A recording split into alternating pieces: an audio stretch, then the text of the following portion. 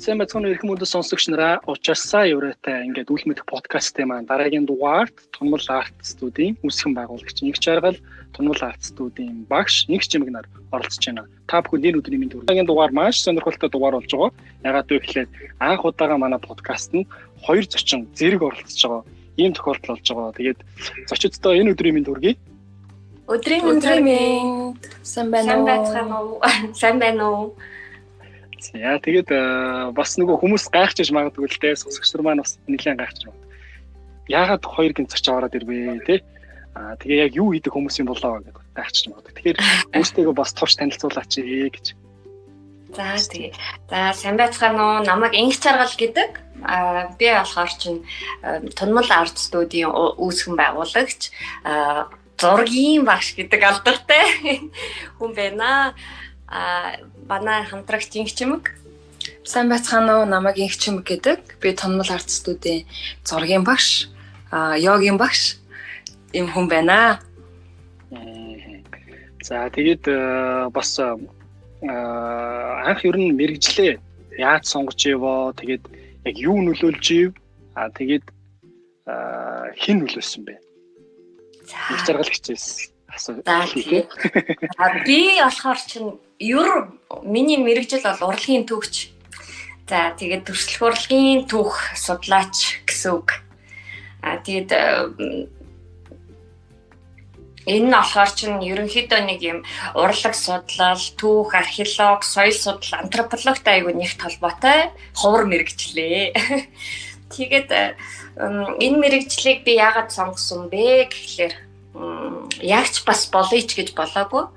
Анх бол би дизайнер суралцдаг байжгаад тэгээ гадаадад шилжин суралцах явцдаа нөгөө нэг анх юу яадаг сонгон шалгаруулалтанд хэлний бэлтгэлийнхаа дараа сонгон шалгаруулалтанд тэнцээгүй аюулгүй өрсөлдөөнтэй учраас тэгээ дизайнер болж чадаагүй хоёр дахь сонгосон мэрэгжил маань байсан. Тэгээд айл мэрэгжил нь дизайнч болон урлагийн түүх алийг нь надад хамгийн ихээр нөлөөсөн хүмүүс бол манай багш нар байсан.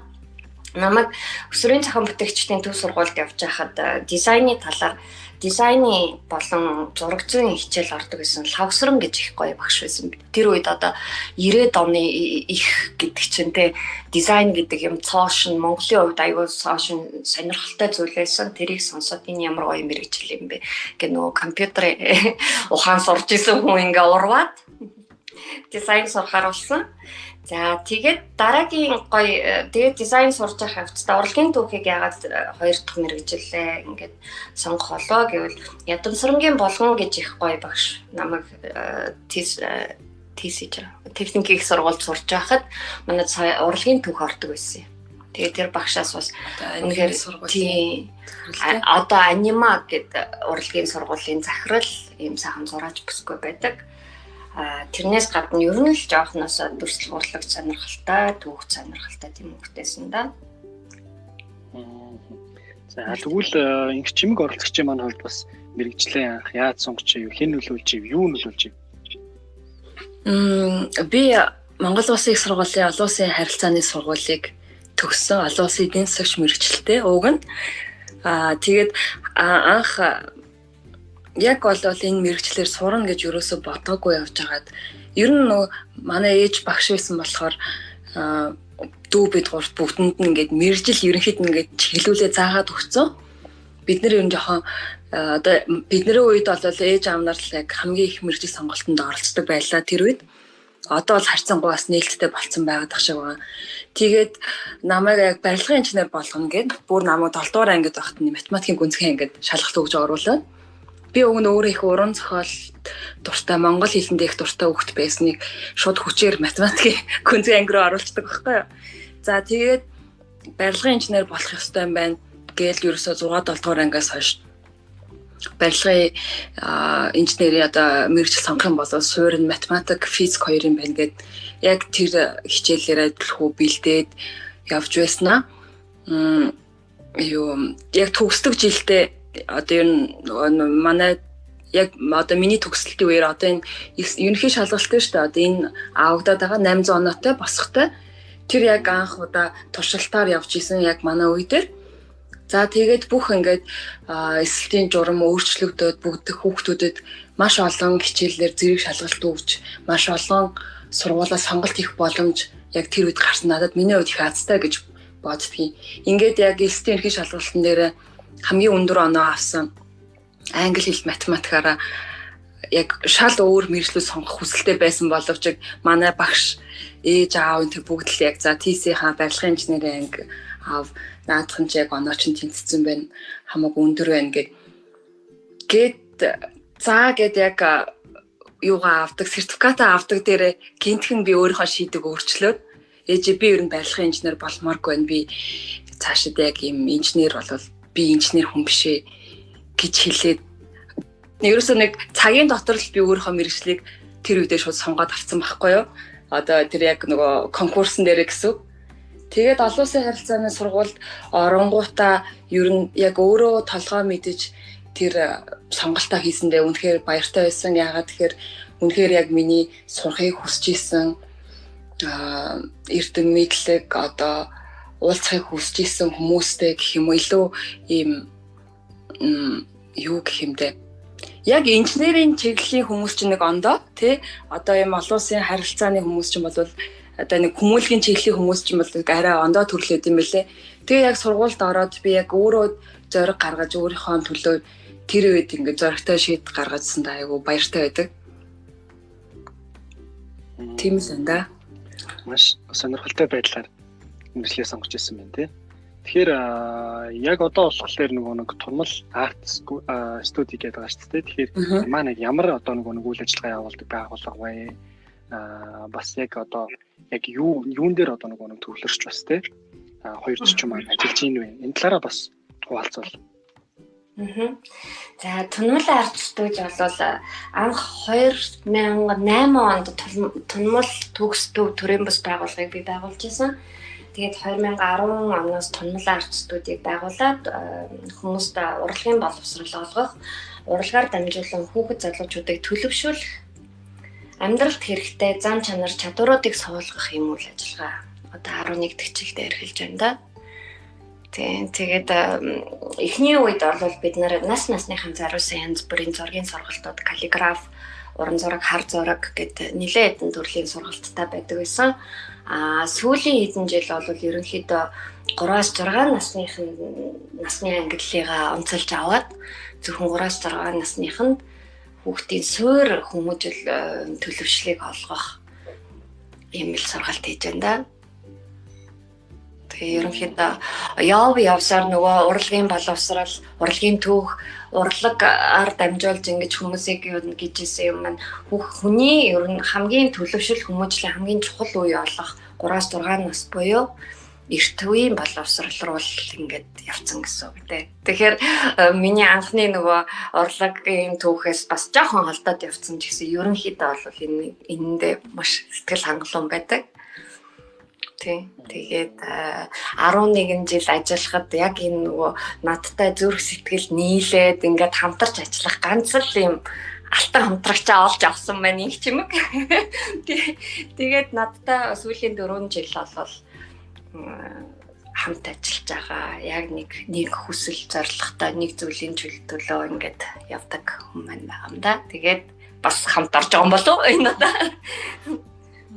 Миний хувьд бол одоо яг төгссөн мэргэжлээсээ урваад тис хөндлөн салбарт тис хөндлөн ажил хийгээ явж байгаа. Тэгэхдээ энэ бол яг хүний одоо зүрх сэтгэл яг хаашаа юунд чиглэж гин тэрийгэ хүмүүс одоо яг илүү таньж мэдээд одоо нийгэмд би өөр мэргэжлэр сурсан. Одоо жишээ нь би бол сургуулаа төгсөөд бизнесийн байгууллагад ажиллаж исэн. Яг бизнесийн салбарт карьер хөөгөөд явж ийсэн. Ингэж огцом өөрчлөлт хийсэн шалтгаан гэвэл хүн ер нь яг өөрөө хийж байгаа ажилдаа зүрх сэтгэлээрээ хандах хэрэгтэй юм байна. Дээрээс нь одоо нийгэмд өнгөрсөн гэж ерөөсөө өөрийгөө бодож болохгүй. Одоо би энэ сургуулаар төгсөөд энэ мэргэжлэр ингээл цаашаа ажиллах хэрэгтэй гэж бодож болохгүй. Яг амьдрал маш баялаг учраас хүнд одоо мэргэжлэрээ цааш нь улам гүнзгийрүүлж сурах, арай өөр чиглэлээр барьж авч сурах гэдэг ч юм уу. Тийшээгээ илүү мэрэгших шаардлагууд гардаг. Дээр үед бол одоо манай ээж аав эмээ өвөг үед ч юм уу те хүн нэг сургууль төгсөөд нэг мэргэжил эзэмшээд нэг газар маш олон жил доктортой ажилладаг байсан. Мэдээж тэр үед нөгөө нийгмийн захиалгач тийм байсан баг. Одоо бол орчин үед бол хүн маш олон чиглэл рүү өөрөө ингээд юм хүсэл сонирхолтой байх юм бол аль ч салбар руу хүн мэрэгжлийн болж тийшээгээ мэрэгшиж явах боломжтой юм байна гэдгийг би яг одоо өөрийнхөө хийх явж байгаа ажиллаараа тэгж дүгнээд байгаа. Маш сонирхолтой нэг бол хүссэн ажлаа олж хийх, нэг эсвэл одоо хүсээгүй ч гэсэндээ тэр ажилдаа дурлах гэдэг нэг юм хоёр сонголт байдгийн бол ингээд нөгөө сонголтыг хийсэн байна гэж би бол харж байна. Гэхдээ энэ бол бас нэг айгүйх хэр зориг шаарддаг байх. Яагаад гэвэл миний хувьд ч гэсэндээ бас нэлээд нэг олон жил ингээд төгс хөдөлж явсаар байгаа чиглэлээ олж ирсэн хүний хувьд бол бас нэлээд ойрхон санагдаж байна. За тэгээд тэгэхээр нэг инх чимэг оролцогчийн маань хувьд болохоор эрт үеийн боловсрол судлаач гэдэг чиглэл рүү илүү явж байгаа гэж би бол ойлгосон. Тэгээд бас хит хитэн номыг гаргасан гэж би юу нь бол сонссон. Тэгэхээр тэр номынхаа талаар бас ингээд хуваалцаач. За баярлалаа. Эрт үеийн боловсрол гэдэг манай монголчуудад хувьд жоохон шинэлэг байж магадгүй. Энэ бол эрт үе гэдэг нь юугаа хэлээд байгаа юм бэ гэхээр ерөөсөө хүнээр хүн хийхийн одоо хамгийн суур болох бага насны боловсролыг бид нэр ерөөсөө одоо цэцэрлэг заадаг, дуу шүлэг гэр одоо хязгаарлаж болохгүй. Энэ бол яг хүүхдүүдийн гэртээ авдаг, бүр няраа байхдаа авдаг энэ боловсрол байгаа. Энэ хамгийн чухал боловсролын одоо суур юм байна. Энд хүмүүс цаг хугацаа, мөнгө, зүрх сэтгэл тэр бүхнээ зарцуулж хүүхдээ эрт үеийн боловсролыг маш сайн тавьж өгөх юм бол цаашаагаа хундаам сайн баригдсан байрлал маш чанартай байдгийн адилаар хүүхэд цаашаагаа ингээд өөрөө хүсэл сонирхлоороо өсөн дэвжих жинхэнэ одоо сайн хүн болж өсөх суур юм байна гэдгийг одоо эхлээд мэдээж би яг өөрөө бас мэдгүй байж байгаа шин тутам байсан. Тэгээ дөнгөж ээж болсныхаа дараа сонирхож судлаад энэ бол бүр хамгийн чухал зүйл байт юм байна гэдгийг мэдэж аваад сонирхоод судлаад явж байгаа. За тэгээд сүүлийн хэдэн жилд бол харьцангуй манай монголчууд эрт үеийн боловсрол нэрэн одоо боловсрол хүмүүжил хөгжлийг чухалчилж үздэг болсон боловч бас яг хангалттай хэмжээнд очоогүй байгаа нь бид нарт бас нөгөө мэдлэг мэдээлэл дутмаг байдгийн байна гэж үзээд одоо аль болох өөрсдийнхөө чадах ярээр энэ талын мэдлэг мэдээллийг хүмүүс түгээх хэрэгтэй юм байна. Зөвхөн одоо бид хоёр бол ингээд нөгөө студ дээрээ 100 тонны хүүхдүүдтэй ажилладаг. Тэр хүүхдүүдийнхаа эцэг эхчүүдэд энэ боловсрол яагаад чухал талаар одоо хангалттай хэмжээний мэдлэг мэдээллийг өгч чаддаг боловч нийтэд хүргэх тал дээр жоохон хомс юм байна гэж үзээд ер нь бол ном гаргаж одоо хүмүүст илүү хүртээмжтэй болох юм байна гэж ном гаргахаар шийдсэн. Ер нь тэгээд яг зүрх сэтгэлийн угийн гүнд бас зохиолч болох хүсэл мөрөөдөлтөйгөө үүнийгээ холбоод би түрүү хэлсэн шүү дээ заавал нэг юм руу мэрэгших юм бол тэр чиглэлээрээ л ингээд дагнаад явхаас илүүгээр бас маш олон салбарт өөрийгөө сорж үзээд тэгээд гол нь маш олон салбарын өөр зүйлсийг хоорондын уялдаа холбоог өөртөө зангидаж чадах юм бол энэ нь илүү тэр хүний хувьд амжилт байж чадах юм байна гэж бодсон. Тэгээд тийм учраас ер нь бол хүүхдийн утга зохиол, хүүхдийн ном, хүүхдийн зохиол гэдэг зүйл бас өөрийгөө сорж үзье гэж бодоод нэг 2 ном, эхний ээлжинд 2 ном гаргасан байгаа. Нэг нь болохоор тархан хүчтэн гээд яг одоо цаг үед бид нар тархлаа гэж ер нь юу вэ? Хүүхэд яаж тархлагаа дэмжих ёстой вэ гэдгийг нэг энгийн нэг хүүхдэд тохиолдож байгаа үйл явдлаар шүлгэлсэн хэлбэрээр бичсэн нэг юм зурагт ном байгаа. Гол нь бид нар тархлагаа дэмжинэ гээд эсвэл өвдөж хавтлаа гээд ямар нэгэн байдлаар гаднаас ийм тариа авч хэрэглэх биш. Өөрийн биеэ хэрхэн зөв асар тоогойлж иж эрүүл сарвал байх вэ гэдэг юм энгийн ойлголтыг өгье гэж бодоод уг нь 2-3 жилийн өмнө бичсэн байсан. Тэгээд яг өнөө цаг үед л гарахгүй бол хоцрогдох юм шиг санагдаад яг одоо л хүмүүст хүүхдүүдэд илүү хэрэгтэй юм болов уу гэж бодоод гаргасан нэг юм дархлааны тухай ном байгаа. Дараагийнх нь болохоор хүүхдийн йогийн ном унттай өрмөн гэдэг нэртэй хүүхдийн йогийн дасгалын зурагт зөвлөмжтэй тийм ном байгаа. Тэгээд тэр л бас л яг л нөгөө эрт үеийн боловсрол дээрээс нь гэр бүл хүүхдтэйгээ одоо ээж аав хүүхдүүдтэйгээ хэрхэн чанартай цаг гаргах ёстой вэ гэдгийг таниулах үүднээс гаргаж байгаа нэг ном байгаа. Яагаад тэгэхээр одоо багш нар, хүүхдийн сэтгэл судлаач нар ер нь хүн болгон хүүхдтэйгээ чанартай цаг гаргах хэрэгтэй, чанартай цаг гарга гэдэг хэрнээ яг ямар аргаар яаж гаргуул зүгээр вэ? Яавал илүү үр дүнтэй байдаг вэ гэдэг талаар бас яг тэр талаар мэдлэг мэдээлэл нь хомс юм бэлээ. Тэгээд одоо нойрны асуудал бол манай дэлхийд дахинд тэгээд Монгол улсад нэлээд юм хурцтмал асуудал болоод байгаа шүү дээ, тий. Тэгэхээр хүүхдүүдийг багаас нь ингэж эрт унтах хөвшилтэй, унтахтаа ингээд нэг сэтгэл санааны тайван амгалан биеийн хувьд ч гэсэн стрессээ тайлсан байгаасаа гэсэн үднээс хүүхүүд ээж автайгаа нийлээд унтахтаа хийдэг юм унтлахын йогийн ном гаргасан байнамаа. Маш сонирхолтой номыг гаргасан байна. Бас нөгөө нэг инх жаргал 40-наас ингээд номыг асуухад таны хувьд бас нэг ном гаргасан гэж би бол сонссон. Хоёр ингээд бас нэг талаараа ингээд нэг багш болон боловсрал сургууль хүмүүжүүлэх талтай явж байгаа хоёр зочин боловч нөгөө талаараа бас ингээд хажуугаар нь өөрсдийн гэсэн ингээд зохиол бүтээлийн нэг тойрвж идэг ийм хүмүүс бас байгаад байгаа шүү. Тэгэхээр асуухгүй байж мэхээр чадахгүй байна. Тэгэхээр инх жаргал зочин маань бас тэр талаараа хуваалцаач. Миний хувьд болохоор чинь ерөнхийдөө аз жаргал гэдэг нэг юм аз жаргалын тухай ном гаргасан. Тэр нь ямар учиртайгаар тийм юм болчихваа гэдгээр ерөнхийдөө бол би ажлынхаа хажуугаар хийж байгаа зүйлийнхаа хажуугаар ерөнхийдөө хүний өвчлийг бас аягүй сонирхдаг. Зуршилтай болсон. Тэгээд ерөнхийдөө энэ аз жаргалын тухай ном юу вэ гэхээр ер нь хүн өөрийнхөө амьдралыг хэрхэн аз жаргалтай өнцгөөс нь харах юм бэ? Аз жаргал гэж ер нь юу юм бэ? Тэрэнд яаж хүрэх юм? Хаана байдгийг гэдэг бүхний хариулт байх болов гэж бодож байгаа энэ номноос.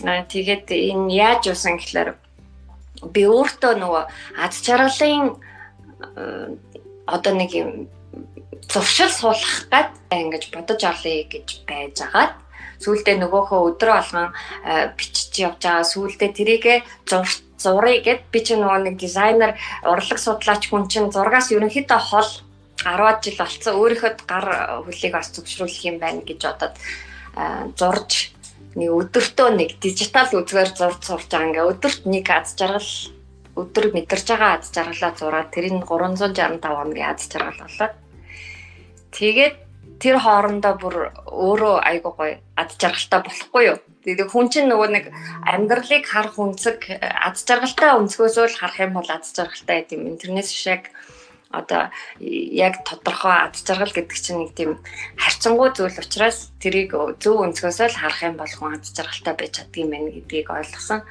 Тэгээд тэрийгэ зурсан тэр хоорондоо илүү их аз жаргалтай болж улам их аз жаргалыг өдөр тутмын амьдралаас олж харж байгаагаа мэдрээд энэнийг бас хүмүүстэй хуваалцвал хэрэгтэй юм уу гэж гаргасан ном байгаа даа. Жохон миний ажлаас арай хол.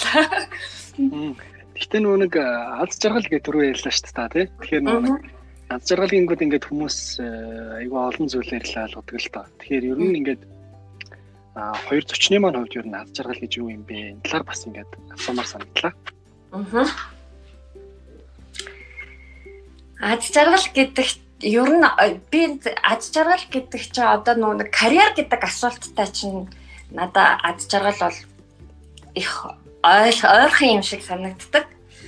Ерөнхийдөө хүн эцсийн бүлэгт хүн хийж буй ажилдаа хэр зэрэг өөрийнхөө амьдралд хэр зэрэг юм сэтгэл хангалуун байгаагаас л аз жаргалтай байгаа хэсэг нь хамааран амьдралынх нь амжилт хэмжигддэг юм болов гэж боддог. Карьертай хүн гэдэг бол амжилттай тий өөрийнхөө тодорхойлсноор өөрийн хүснээрээ амжилтанд хүрсэн аз жаргалтай байж чадж байгаа хүнийг л амжилттай карьер сайтай хүн гэх юм болов.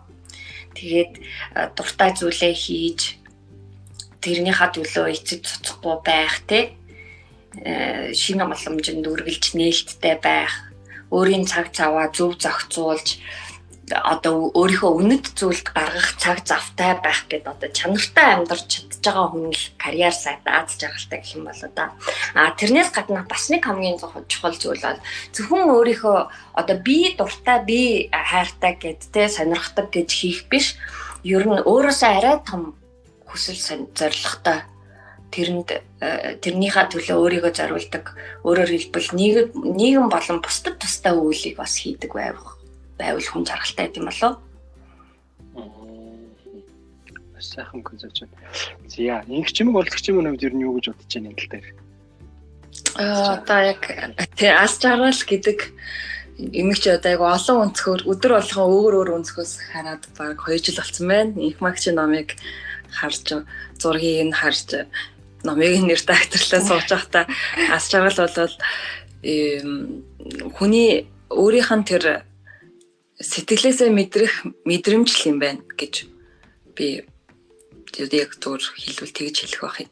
Жохоо ойлгомжгүй байж магадгүй. Зүгээр заримдаа яг ингээд амьдралд яг юм хэцүү ч гэдэг юм уу гонигтай үед яаж ч хүсээд заримдаа яг хичнээн гоё байгаа юмыг хүн аз жаргалтайгаар ингээд мэдрэхийг хүсэхгүй байх үе байдаг. За би ер нь энийг нэг юм онцгой зүйл байна да бодож байгаа юмыг хүртэл хүн аз жаргалтайгаар мэдрэх мэдрэмж тэрийг одоо хүсэх тэр хүсэл аз жаргал юм байна. Одоо жишээ нь юм бороотой бүүдгэр өдөрт яг хэдэн хүн энэ цаг агаарыг аз жаргал гэж хүлээж авч байгаа бол хэдэн хүн бол хамгийн муухай одоо гонигтай бүүдгэр өдөр байна. Тэгээд цаг үеийн нөхцөл байдал юм хэцүү байхад цаг агаар хүртэл юм хэцүү байна гэж бодож байгаа бол тэгэхээр тэр бол ерөөсөө хүний тэрийг харах, тэр тухайн нөхцөл байдлыг харах одоо хүсэл, тэр мэдрэмж тэр л одоо аз жаргалыг тодорхойлох байх. Яагаад гэхээр аз жаргалыг бид нар яг өөрсдийнхөө л өнцгөөс харж тодорхойлно гэхээс бол шууд ийм тийм юм гэж хэлэх боломж байхгүй. Надад бол жишээ нь өнөөдөр бороо одоо инх магч бол өнөөдөр бороонд цасанд алхаж ирэхдээ аюу аз жаргалтай байна гэж орж ирж байгаа бол миний хувьд яг өнөөдрийн аз жаргал бол зүгээр юм юу байлаа. Яг юм бороотой бүүдгэр өдөр балкон дээр зогсож исэн чинь доор машинаас аюу юм цоглог юм хөгжмийн аа яваад тэгэхээр надад тэр машин дотор сууж байгаа хүн аюу аз жаргалтай санагдаад нэр энд бас ингэж надад бол аюу өнөөдөр бол жоох юм бүүдгэр байгаа нь гонигтай санагдчихсэн боловч тэр хөгжмийг машины хөгжмийг сонсонготой нэг ч гэсэн хүн тэр машин дотроо дискодод аюу гой аз жаргалтай байгаа юм байна гэж мэдэрсэн тэр л яг одоо аз жаргалын мэдрэмж байсан. Тэгэхээр яг тэр хүний зүрхний мэдэрж байгаа мэдрэмжийн тэр өнцгөл аз жаргал. Тий. Ажил чадвал аз жаргал гэдэг ер нь хүнтэй аюу ойрхон байдаг. Ерөөсө холоо сайх юм биш. Ерөөсө өдөр тутмын амьдралд мөч болгонд хажууд нь дэргэдэн байж идэг зүйл байгаа байхгүй. Тэгээд би бас санал нэг байна. Тийм жишээлбэл одоо манай энд бол цаслал орж ийн л доо. Тэгэхээр ингээ гадаа харахад бол цохор харахад бол гоё байна. Барыг ингээ нөгөө гараад гүчмээр тий. Бусгүй харагдаж байгаа байхгүй. Тэгээд яг хөө миний хувьд бол нэг жаргал бол ерөөсөө л тухайн цаг мөчийг мэдэх тэр. Тийм яг одоо ийм мэдэрч байхгүй. Тий одоо гараал би шилэл өглөө босоод ингээд гараал амьсгалах бүртээ барыг ингээд ямар их одоо нэг юм хөв тэглэндээ ямар их нэг юм боломж болцоогоор дүүрэн сэрж ийна тий өглөөгөр сэрж ийна гэж ингэж юу нь бол боддог. Тэгээд баг ууж байгаа кофе тийштэй юм харагдаж байгаа зүйлсд ингээд би бүр ингээд баярлалдаг. Тэгээ би энийг харах ингээд нүдтэй энэ чимээг энэ одоо нэг зүйлсийг сонсох ч гэдэг тий эрүүл сайн байгаа даа ингээд бүр ингээд айгүйх ингээд нууц жаргалыг мэдэрдэг. Тэгэхээр нэрээ дөрөвний нэг инх жаргалагч хэлсэн шиг инх чимэг олцогч манаас хэлсэн шиг нэг тийм хол бол байдаггүй яг л хажууд л байж идэг. Гэхдээ бид нар зүгээр л тэр мэдрэмжээ нэг гол нь мэдэрхэл асуудал бас байна. Тэгээд тэр мэдрэмжээ хүлээж авах хэсэг л айгуу чухал. Заримдаа би бол бүр яг үнэхээр яаж чичээгээд яг аз жаргалтай байхыг ч хүсэхгүй үе бас хүнд байдаг шүү дээ. Бүр ингээ бүх юм бухимдалтай санагдаад одоо гонигтай санагдаад байдаг.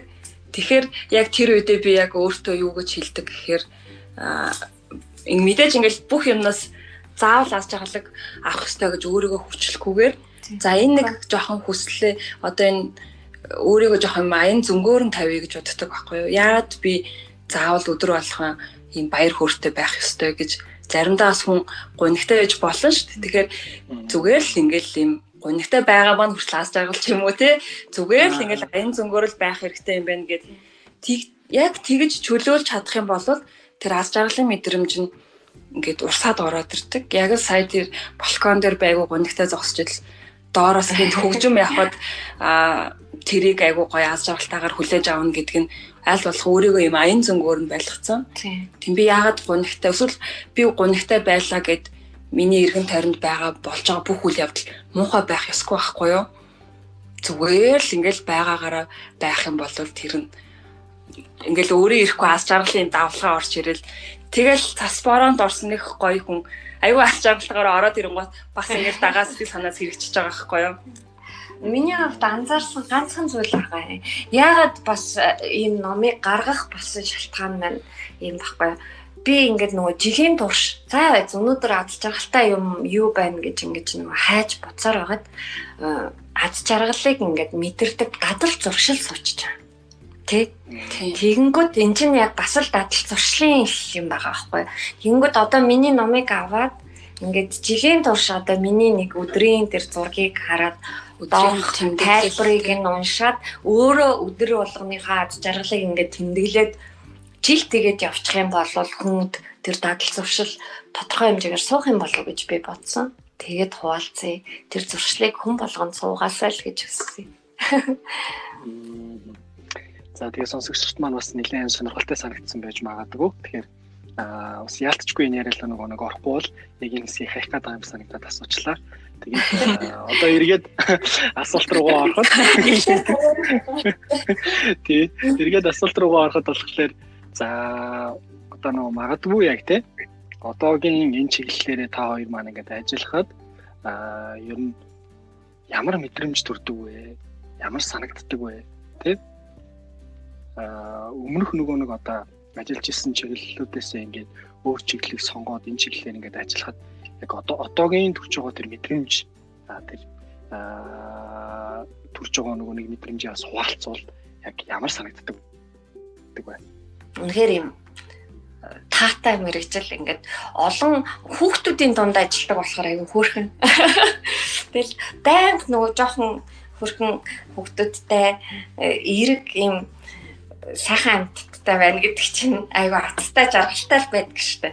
Энэ гол нь одоо би хэрвээ дизайнер юм уу урлагийн төвчээрээ ингээд ажиллаад явсан бол би зөвхөн өөрийнхөө л дуртай зүйлийг хийх байсан тий. Зөвхөн өөртөө хэрэгтэй зүйлийг хийх байсан. Гэхдээ яг хүний амьдралын яг зорилго, яг чин зүрхний дуудлага юунд авах хэрэгтэй юм гэхээр өөрөө зөвхөн сонирхох юугаас биш тий.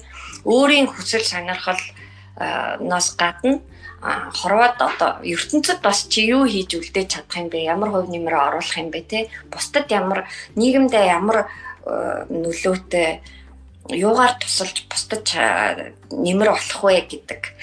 Дээрэс нь бас хамгийн гол нь бас мөнгө олдог байх хэрэгтэй те. Одоо судалгаагаа хийгээд би зөвхөн судлаач байвал яг хаа энэ тэмдгийн scholarship аваад ингээд судалгааны юу одоо тэтгэлэг гэдэг лөө тэгээд ч юм уу эсвэл бол их сургууль багшлах хэмжээгээр болол байх л байсан баг. Гэхдээ тэгээд тэрэнд яг өнөөдрийн ажлыг хийж байгаа шиг аз жаргалыг мэдрэхгүй байсан баг гэж би бодоод идэг шиг. Тий. Тэгэхээр өнөөдөр болвол би өөрөө дуртайгаас гадна би хүүхдийн одоо боловсруулах хүмүүжил Монголын ирээдүйд босон хүүхдүүдэд бас хөрөнгө оруулалт, хувь нэмрээ оруулаатай хөгжилтэн тэгэл байгаа гэж бодоод илүү аз жаргалтай байдаг гэхүү. За тэгвэл нэг чимэг олдох юм байна. Ямар байдаг? За яг одоогийн ажиллаа бол манай ажлын хамт олон бол бүр үнэхээр супер. Яагаад тэгэхээр би өмнө нь одоо насанд хүрсэн том хүмүүсийн дунд бизнесийн салбарт маш их өрсөлдөөнтэй, маш их өнгөц дүгнэлттэй хүн одоо өмсөн зүссэн эдэлж хэрэглэж байгаа гэдэг ч юм уу те. яг юм томчуудын ертөнцийн дунд гэх юм уу тэр дунд ажиллаж байгаад одоо манай би нэг шавндрага миний хамт олон гэдэг байхгүй юу. Манай ажлын хамт олон бол бүр үнэхээр гэгээлэг бүх зүйлийг байгаагаар ингэж хүлээж авдаг. Буцаагаад надад бүр ингээ маш их энергийг өгдөг. Манай зарим найзууд намайг гайхаад идэг. Чи ингээ 3 хүүхэдтэй гэртээ бужигнж жагаад тэгээ очиод 30 хүүхэдтэй бужигнана. Тэгээ гарч ирэнгуудаа буцаад 3 хүүхэдтэй цэцэрлэг сургуулиас нь зөвөө бужигнаад чи ингээ бүр ингээ бараг залхахгүй юу те. Надад бол бүр ингээ үнэхээр аз жаргалтай байдаг. Манай ээж бас бага ангийн багш байхгүй юу? Ер нь манай удмынхын удмаараа багш нар аягүй тий. Хэзээч багш болохгүй гэж бодож ярьж исэн. Би яасан ч багш болохгүй гэж бүр бараг андгаа тангаар тавьж исэн хүмүүс маань хүртэл багш болчдөг. Сүүлдээ бүр хүргэн бэрүүд маань хүртэл багш болно бүр энэ тий. Манайх бас тийм байхгүй тий. Миний одоо 4 ивэ өвөө байдаг штэ хүнд 4 лээ багш. Ээж аав багш. Тэгээ би уг нь аминдаа айгүй хол унах гээд нөгөө алимнд үсэлт гэж үзсэн байхгүй алимныхаа бодноос. Тэгээ дизайн урлагийн түүхээ явсан чи явсаар би тэгэл зургийн багш л болж таарсан шүү дээ. Тэгээд тэр гэнэ тэгээд нөгөө юу вэ? Тэгээд би ээжигээ их гайхдаг байсан байхгүй ингээд миний 3 хүүхэд ингээд тэгээд миний 3 хүүхэд ингээд гэж барагтаа ярихгүй юу миний нэг шав тэгээд манай нэг хүүхэд тэгээд гээд тэгээ ямар сандаа манай аав чи ер нь 3 хүүхэдтэй мүү 30 хүүхэдтэй мүү дандаа л нөгөө хүүхдүүдээ шавнараа ярьж байдаг. Тэгээд би яг тэр үед ээж гайхдаг байсан бол одоо би яг өөрөө тийм л байдал руу орж ийн тэр шав маань тэгж хэлээд ингэж хэлээд тэр нь ёстой хөөрхөн байсанд ингэж сайжраад тэгж сайжраад гэд ингээ мэдээж яг эцэг эхийн хайр халамжийг багш нар бүрэн дүр өгтгөөч гэсэн тэр хүний амьдралд маш чухал нөлөө үзүүлэх амьдралын баг тал хугацааг өдрийнх нь талыг хамт өнгөрөөдөг багш хүн бол 2 дахь ээж нь болж таарч байгаад яг тэр одоо мэдрэмжээр хүүхдтэй харж одоо хүүхдтэй харилцаж хандах юм бол бүр үнэхээр яас жаргал дундурмаар ингээд хүүхдтэй ээж аавын гомдтол бид нар миний хүүхд миний охиныг хүүг гэж ярьдаг те. Тийм. Манай хүүхдийг та нар тэгвэ гэдэг. Тэгээд ямар сайндаа зарим шавнар маань бүр ээж гэл тэгээд зарим багш ээж гэх ерөөсөө юу аахгүй одоо энэ хүн хүндлэнгийн хүн шүү те гэж бодохгүй ингэж зүрх сэтгэлээсээ хандаж наадтай айгу нээлттэй ууралсан бол ууралж байгаа гомдж байгаа бол гомдж байгаа баярлж байгаа бол баярлж байгаа тэр болгоно ингэж хүүхдүүд дор дороо илэрхийлж явдаг. Буцаага тэр нь намайг ингэж амьдрал дээр айгу юм зүрх сэтгэлийн маань юм гэгээлэг сайхан байхад их нөлөөлдөг. Би одоо болтол яг өөрийгөө дотор зүрх сэтгэлтэй жоохон бахта тэр дэгж дэрвээ явж исэн жоохон охин хിവэрэл төсөөлдөг. Тэгэхээр яг тэр бол миний яг одоогийн хийж байгаа ажилтай бол үнэхээр холбоотой гэж би өөрийгөө бодод байна. Тэгээ супер хамт олон даа манай хамтаа. Тийм байна. Бараг нэгэн гэр бүл болсон байна шүү дээ. Тэ бүр харахад бол бүр зургийн багш гэдэг бол ерөөсөө бүр бурхан байгаа юм чинь тэ. Зургийн багшаа гэж арилаад орж ирж байгаа. Бүр жоохон байгаад санчихсан хөрхөн орддог те. Тэгээд тэр коридор бордорт багштай тааралдвал тэр дуусаа те. Миний хамгийн анхны одоо сонгосон мэрэгжил олон улсын харилцааны салбар гэсэн шүү дээ тий. Тэгээд тэр тал дээр хэлэхэд бол яг манай сургуулийг төгссөн төгсөгч нар Монгол улсад ер нь гадаад улсад тэр маш олон салбарт ажиллаж идэг. Хөрвөх чадвар үнэхээр сайтай. Би бас яг анх суураа тэрнгээр одоо тэр олон улсын харилцааны мэргэжлэр тавьсандаас үнэхээр баяртай байдаг. Одоо хаана л явж ийн харилцаа төгссөн хүмүүс барилга бариад ч явж ийн. Хуульч болцсон явж ийн. Эдийн засагч болцсон. Одоо ингээл багш болцсон, номын зохиолч болцсон хүмүүс байдаг. Тэгэхээр анх бас одоо залуучуудад мэрэгчлээ сонгохдоо чиний зүрх сэтгэлийн дуудлагатай ч ойрхон байх уу гэдгээс гадна хөрвөх чадвар хэр сайтай бай. Одоо нэг өдөр өглөө босоод за би энэ мэрэгч юм байна. Би одоо яг энэгээр сурж энэгээр л мэрэгч явах хэрэгтэй юм байна гэд ойлгоход тэр чинь чиний тэрнтэй чи уялддаг байвал бас их зүгээр хөрвөх чадвар сайтай байна. Тэрийгэ хөрвөх чадвар сайтай байлгана гэдэг бас айгу чухал байна. Тийм. Яг одоо би одоо мэрэгчлэрээ ажиллахгүй байгаа гэж яг хэлэх гэхээр бас өрөөсгөл байгаа хгүй. Ер нь бол яг одоо өөрийнхөө сургуулийн төгсөгчдийг харахад бүгд л салбартаа айгүй амжилттай, аз жаргалтайгаар ингээд хөрвчихсөн, урвчихсан явж байгаа. Гэхдээ нэг юм айгүй сайн суур болдог мэрэгчлүүд гэж бас байдаг юм шиг хүнд те. Яг манай мэрэгжлийн хувьд ч гэсэндээ айгүй суур сайтай. Урлагийн түүхч хүн бол ерөөсөө нөгөө түрүүн хэлсэнчлэнтэй түүх тэгэл философи ингээл янз бүрийн хэл ингээд аюу сайн суурьтай бэлтгэгддэг учраас сүулдэ ингээд хөрвөөд археологч юу болоо явж байгаа. Тэр чинь яг нэг юм хэрвээ яг ингээд сайн мэдхгүй байвал хөрвөх чадвар сайтай. Тэгээд сайн суур мэрэгжил яг нөгөө одоо яг юу болохоо мэдгүй нэг инженер сэтгэлгээтэй хүн болвол физикийн анги ч юм уу тооны анги сонгочихвол шинжлэх ухааны салбарын шинжлэх ухааны аль нэг ангийг үндсэн ангийг сонгоод дараа нь тэргээрээ нарийн мэрэгжлээ явах гэдэг шиг тийм гоё. Тэр бол илүү нөгөө хүмүүнлэгийн салбар руу байгаа учраас ингээд хөрвөөд явчихж байгаа гэж хүмүүс бас бодож магадгүй. Гэхдээ яг шинжлэх ухаан одоо инженер суурьтай хүмүүс одоо суурьтай болох жоо хүмүүсүүд бол шинжлэх ухааны ямар нэгэн суур мэрэгчлийг сонгож тэгээд тэрнээсээ цаашаа хөрвөөд явах маш их өргөн боломж ирнэ. Хэрэг чи өөрөө хүсгэл юм бол хүнд байдгийн шүү л гэж хэлмээр байна. Нөгөө мэрэгжлийн хувьд нэг ийм тодорхойлт байгаа шүү дээ. Хүнтэй харьцдаг мэрэгжил, техниктэй харилцдаг мэрэгжил, тэгэнгүүтээ байгальтай байлуу нэг нь. Тэгэхээр нөгөө нэг би бол ингээ харахтаа та хоёрын хувьд бол угаасаа л нөгөө нэг юутай холбоотой байгаа байхгүй юу? Хүнтэй нөгөө нэг харилцдаг. Хүнтэй холбоотой тийм. Хүнтэй холбоотой нөгөө чиглэлээр яг ингээ төгссөн учраас чи эргээл баг ингээ дахиад хүнтэй холбоотой л ажил явж штэ тий. Хүүхдүүдтэй илүү холбогдсон болохоос биш яг ингээ харахад бол илүү нөгөө нэг нарийн боловсролын чиглэл рүүгээ л явсан болохоос биш. Юм бол ингээ хүнтэй харилцдаг чиглэлтэй суураад явсан учраас тийм тэрс одоо нэг хүмүүнлэгийн салбар гэдэг байгаа байхгүй юу тий.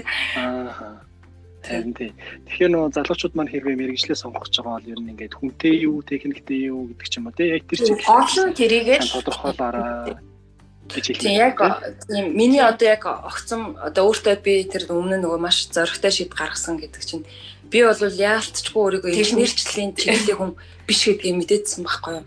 Тэгээ ээжээр нь би тэгж хэлсэн гэд би одоо өөрийгөө санддаг байхгүй би ээжтэй ээж би энэ ам хэлээрэл хоолоолж идэх юм байна гэж хэлсэн гэд. Тэгээд би арайч тэгж хэлдэг байхаа гэхээр тэгж хэлсэн ээж би яста барилгын инженер ч ангид орохгүй шүү гэд. Чи айгу мондөг ам хэлээрээ тэгээ хэлж яхад явсан би бол бүр зүхтаацсан штэ. Ингэсэн нөгөө конкурсддаг байсан намайг төгсөж явахад тэгээд ээж аваа хоёр болохоор намайг өөртөө манай хоёр чинь нийгмийн ухааны багш нар тий. Тэгээд намайг эдийн засагч болох гэсэн байхгүй мууис эдийн засагт тоо суурьтай шалгалт өгүүлээд тэгээд тэгсэн чи эхний өдөр нь тооныхоо суурьтай шалгалтыг өгчөөд дараагийн өдөр нь болохоор зураг суурьтай тест нөгөө техникийн сургуулийнхаа суур шалгалтаа өгчөөд байжсэн чинь нөгөө хоёр дахь шалгалтууд нь давхцаад тэгсэн чи би бүр хар өөрөөр гараад цухтцсан. Тэгээд тийш рүү цухтцсан. Тэгээд орой ингээд нөгөө гим хийсэн шиг орхосоо хулгаж байгаа л орсон чинь ээж сууж байгаа. Тэгээд тэгснэ. Хоёр зогтаадаг байшгүй. Тэгээд намайг тэгээд сүүлд нь 1-р курст ингээд нөгөө дизайны ангид сурж байгаа зураг зураал нойргүй ханаал ингэжсэн чи юм уу охноо өста амархан мэрэгжил сонгоод зугтцсан гэж бодоодсэн чи өста хамгийн хэцүү мэрэгжил сонгосон. Нойр хоолгүй зураг зурдаг. Тэгээд инженерийн үздэг те тоо тэгэл материал судлал физик хим гэх бүх юмар нөдөлдөг. Дээрээс нь зургийн суур бүх хичээлүүд баримл уран зураг хар зураг бүх юм болдог. Хамгийн хэцүү мэрэгжил сонгоцсон манай хүүхэд.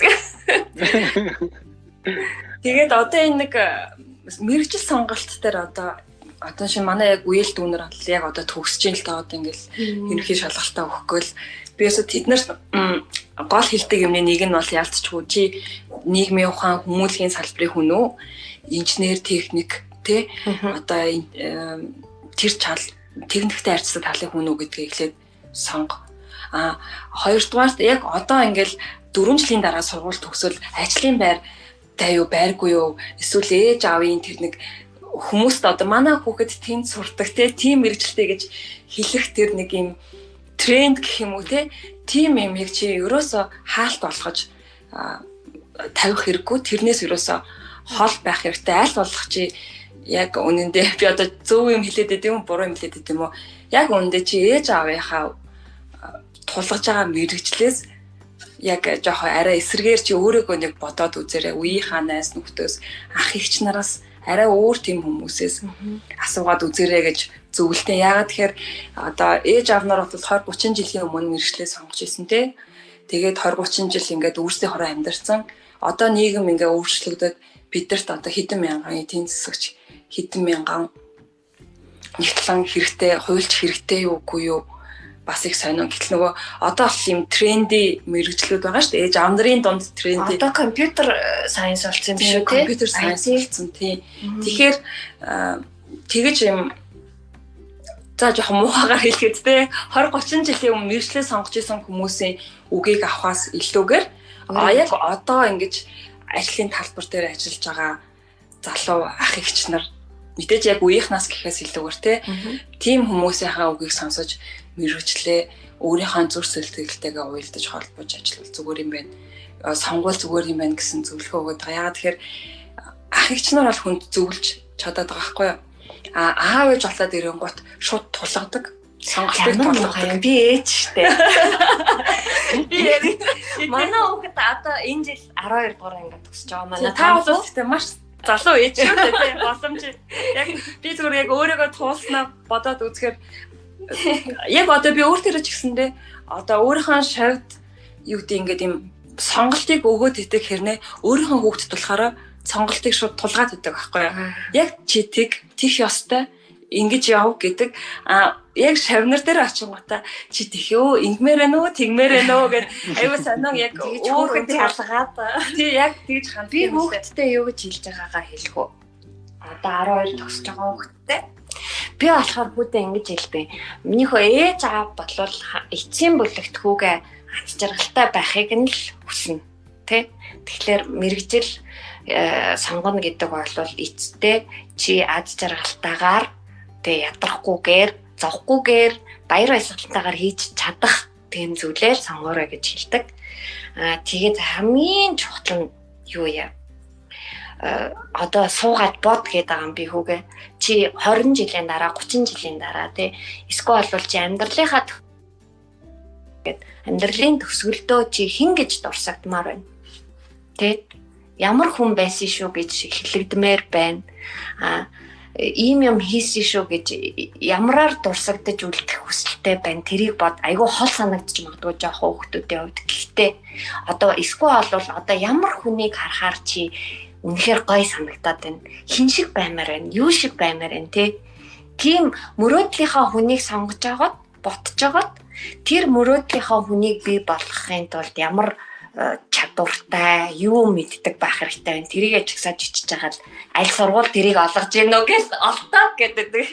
Таалж аяа сибрал яг гоё зөвлөгөө шүү дээ. Ихэнх ээж аав нар бол яг үүндээ тулгадаг байхгүй юу? Сонголтыг тулгадаг. Тэг ингээд тэгэнгუთ миний одоо тэр зөвлөхөд байгаа юм бол тулгадаг, сонголтыг тулгадаг хүнээс хүнээр одоо сонголт хийлгүүлж өөрийнхөө ажил мэргэжил, карьер төлөвлөлтийг бити бусдаар тулгуулж хүлээж аваарай гэж л хэлмээр өгдөө. Гэхдээ бас нэг гоё юм хизээж оройтдаггүй. Ямар ч мэрэгчлэр сурсан бай хөрвөж болно хизээж чи өөрийнхөө дуртай юм руу явж болно.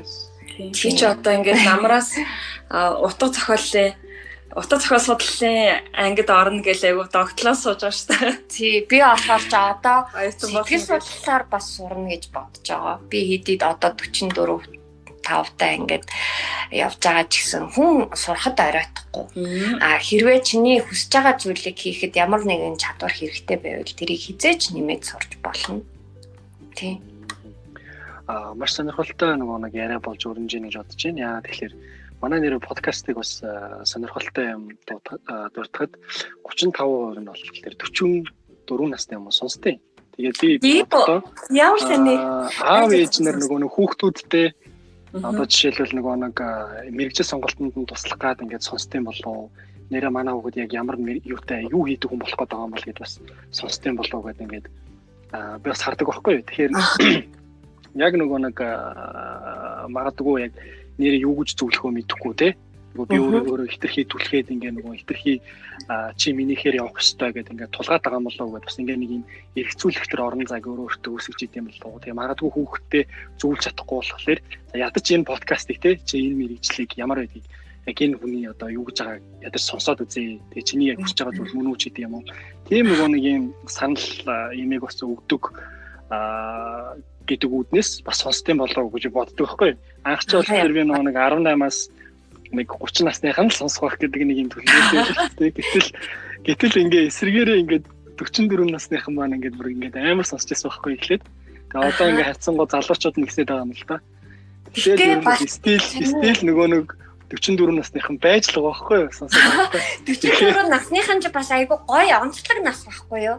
Хүүхдүүд том болоод одоо яг ингээд нөгөө ялангуяа ээж нар одоо яг хүсэл сонирхлоороо нэг юм хийчмээр ч юм шиг тий карьерийн бас нэг өөр нэг давалгаа эхэлж идэг нас тий тодорхой хэмжээний амьдралдаа хүрчихсэн тий одоо байр орон сууц гэдэг ингээд нэг амьдралын асуудлууд шийдэгдсэн хүүхдүүд том болцсон ингээд завтаа болоод яг хүссэн сонирхсан юм руугаа явах гэж байгаа бас айгүй гоё нас шүү дээ 40 гарах чам. Тэнгүүд шинээр эхэлж явж байгаа нас аахгүй юу. Тэгэхээр бас өөртөө бас 2 дахь 3 дахь мэрэгчлээ сонгож байгаа юм болоо манай үеийнхэн. Бас нэрээ тэгж байж болох юм байна те. Би болохоор эсрэгээр нөгөө хүүхдүүд нь одоо ингээ бодоход бол яг 10 жилийн нэг 2 дахь юм уу 3 дахь хүүхдэн төгсгөөл тэгэл нөгөө ах эгч нар нь үншээ нөгөө нэг том болоод сургууль соёлоо төгсөөд амьдралаа зохиогоод явцсан. Тэгээд одоо нөгөө нэг ганц үлдээд байгаа 2 гэдэг ч юм уу тэр нөгөө нэг хин хүүхдүүдтэй нэг туслах гал ингээд явж байгаа аав ээж нар юм болоо гэж бодсон. Эсрэгээрээ бас нэрээ бас тэгж ерөөсөө бодоогүй. Гараад завтаа нэг сайхан болоод ихлэнгүүч 30 эдтэй хүн бол үнэхээр хүүхдэд тойрч амьдардаг шүү дээ. Тэг бол одоо яг бүлэр шиг хүүхдэд тойрон л амьдардаг. Хизээ надад сайхан суул цаг зав гарах юм байгаа. Сайхан завтаа оргол одоо манай үеийнхэн чи юу л бол юу хийчмээр санагдаж байгаа шүү дээ. Зя. Магадгүй одоо нөгөө нэг та хоёрын маань яг ажиллаж байгаа чиглэлээр те. Яг ийм ур чадварууд ер нь бол ингээ зайшгүй бас ингээ хэрэгтэй байдаг юм байна. Тэгэхээр ийм ур чадварыг ер нь бол ингээд энэ чиглэлээр ажиллах гэж байгаа бол анхаараарай те. Анхаарч бас ингээ нэг хараад өөрт ч юм үнэхээр яг тэр ур чадвар байна уу байхгүй юу. Хэрвээ сурж болохоор бол яаж одоо тэр ур чадваруудыг эзэмших үү гэвэл яг ямар ур чадваруудыг нэрлэх вэ? 3 ч гэдэг юм хэд ч жиж болно. За одоо яг нөгөө хүүхэдтэй одоо бага насны хүүхэдтэй ажиллах одоо багш нарын хувьас зүгээс хэлэхэд маш сайн төвчээртэй сонсогч байх ур чадвар хэрэгтэй. Яагаад тэгэхээр зургийн хичээл гэдэг ч юм уу ямар нэгэн ур чадварын хичээл заана гэдэг чи одоо зүгээр хүүхдийг номхон суулгаад заагаад байх юм бол биш шүү дээ. Тэр хүүхдийн одоо урлагийн боловсролыг олгох, тэр ур чадварыг олохын хажуугаар тэр хүүхдийг маш сайн сонсогч нь байж өөртөө итгэлтэй, нээлттэй ярьдаг, хэлдэг, өөрийгөө ойлгуулдаг одоо өөрт чинь итгэдэг хүн байхын тулд тэр хүүхдийг маш сайн төвчээртэй сонсдог байх хэрэгтэй. Тэр ур чадвар байх хэрэгтэй. За тэгээд хоёлоо тавцахгүйгээд өөр юмуд хэлчихье тий. Би юу ялч. Би зүгээр урлаг судлаач хаа талаас ярьж чи юугаа. За дараагийн ур чадвар бол би юу гэж бодож байна. Багшийн өөрийнх нь хэл ярианы чадвар, хэл ярианы хөгжил гэсэн. Хүүхдтэй харилцахдаа бид нар одоо нас бие хүрсэн хүнд энийг чи ингээд тэгээд гээд одоо олон үгээр ч юм уу тайлбарлаад ямар нэгэн байдлаар өөрийгөө ойлгуулж чадах боловч бага насны хүүхдийн үгсийн сан цөөн дээрээс нь тэр үгсийн сан маш нарийн нандин учраас хүүхдэд залхаахгүйгээр ойлгомжтойгоор тэгээд дахиж хизээч мартахгүйгээр тэр зүйлийг тайлбарлаж хэлэхийн тулд өөрсдөө хэл ярианы чадвар, үгийн баялаг маш сайтай байх хэрэгтэй. Тэгээд зөвхөн нэг юм тогоо шанаа одоо бит хоёр тогоо шанааны үгс гэж нэрлэдэг дээ. Да тэр ойр зургийн үгснээс гадна одоо өдөр тутмын амьдрал. Тий өдөр тутмын хэрэглээний үгсээс гадна ийм монгол хэлний баялаг үгсийн сангаар хүүхдтэй харилцах хэрэгтэй. Хүүхдийг баг гэж басалгүйгээр бас одоо бүхнийг ойлгоно гэж хит одоо хөөрөгдөлгүйгээр яг хүүхдтэй тохирч харилцах чадвар бол сайн сонсогч байна, хэл ярианы чадвартай байна. 3 дугаарх нь бол за тэгээд одоо хүүхдийг хайрлж мэдрэх тэрл одоо чин сэтгэлээсээ хандах гэх юм уу? Тэрл ур чадварууд байна гэсэн үг. Багш болж байгаа хүн болгоно. Тэгээд төвчээр маш сайн төвчээр л юм хэрэгтэй. За тэгвэл би давхцахгүй тулд судлаач хүнд хэрэгтэй чанарыг хэлэх үү? Тэгж бас болно те. Яг ингэ чимгээ яг энэ чадваруудыг эзэмшсэн хүн маш ховор байдаг учраас би одоо нөгөө түрүү хэлсэн шүү дээ те 10 хэдэн жил ажиллахад надад цор ганц юм мундаг хүүхдтэй ажилтдаг багш олцсон. Багшч биш, зураачч биш тэгсэн мөртлөө хамгийн шилдэг зургийн багш. Тэгэхээр энэ 3 чадварыг эзэмшсэн болохоор л байж болоод байгаа байхгүй юу? За би болохоор давхцгүй тулд урлаг судлаач хаад бодлоос судлаач ер нь судлаач хүн гэдэг ямар ах хэвтэй юм бэ? Ямар зан чанартай ах юм гэхлээр маш сайн мэдээлэл судлуулах боловсруулах чадвартай байх хэвтэй. Тэгээд өөхгүй тууштай байх хэвээр сууж чаддаг тий. Тэгээд дээрэс нь маш сайн уншигч байх хэвээр судлаач хүн боллоо гэх сэтгэлгээс та. Тэгээд өөхгүй л уншина да. Тэгээд хэлний чадвар маш их баярлалаа.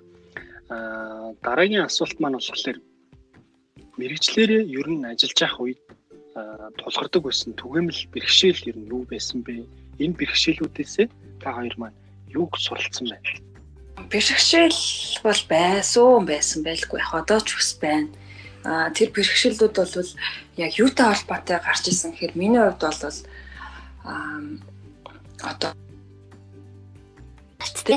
одоо яг манай нийгэм ямар нэгэн бэрхшээл, ямар нэгэн синдром гэж тодорхойлоод байгаа боловч зөв сэтгэлийн хувьд, биеийн хувьд ийм онцгой одоо хүүхдүүдтэй харилцахад багшаас бас ийм жирийн хүүхдтэй харилцдагаас илүү ур чадвар, илүү их төсвөр төвчээр, илүү их мэдлэг мэдээлэл хэрэгтэй болт юм байлээ.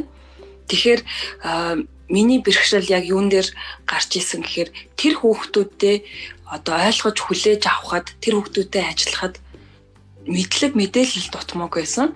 Тэгэхээр ер нь бол би яг тэр бэрхшээлээ яаж давсан гэхээр одоо жишээ нь аутизм ч юм уу те ADHD ч гэдэг юм уу ямар нэгэн байдлаар онцгой хүүхдүүдийн талаар олон улсын шинжлэх ухааны мэдлэг мэдээлэл шин тутам гарч байгаа эмчилгээ одоо хэрхэн харилцах сэтгэл зүйн зөвлөгөө судалгаа тэр болгоныг маш сайн уншиж судлах хэрэгтэй юм байна. Нөгөө хүн өөрийнхөө мэдтгүйг мэдэж авсны дараа л жинхэнэ эрдэм мэдлэг нь ирнэ гэдэг шиг яг тийм хүүхдүүдтэй ажиллахыг үнэхээр хүсэж ивэл одоо ажиллахаар бол эсвэл ажиллахгүй байсан ч одоо бидний эргэн тойронд маш олон тийм онцгой хүүхдүүд бий болж байгаа учраас өөрийгөө ерөөсөө мэдлэгээр хоцроож болохгүй мэдээлэлээс хоцорч болохгүй тэр талаар тэгэхээр байнгын юм судалгаа шинжилгээ хийж уншиж ном тохимол сэтгүүл уншиж судалж авах хэрэгтэй юм байна л гэж би өөрөө дүгнээд байгаа.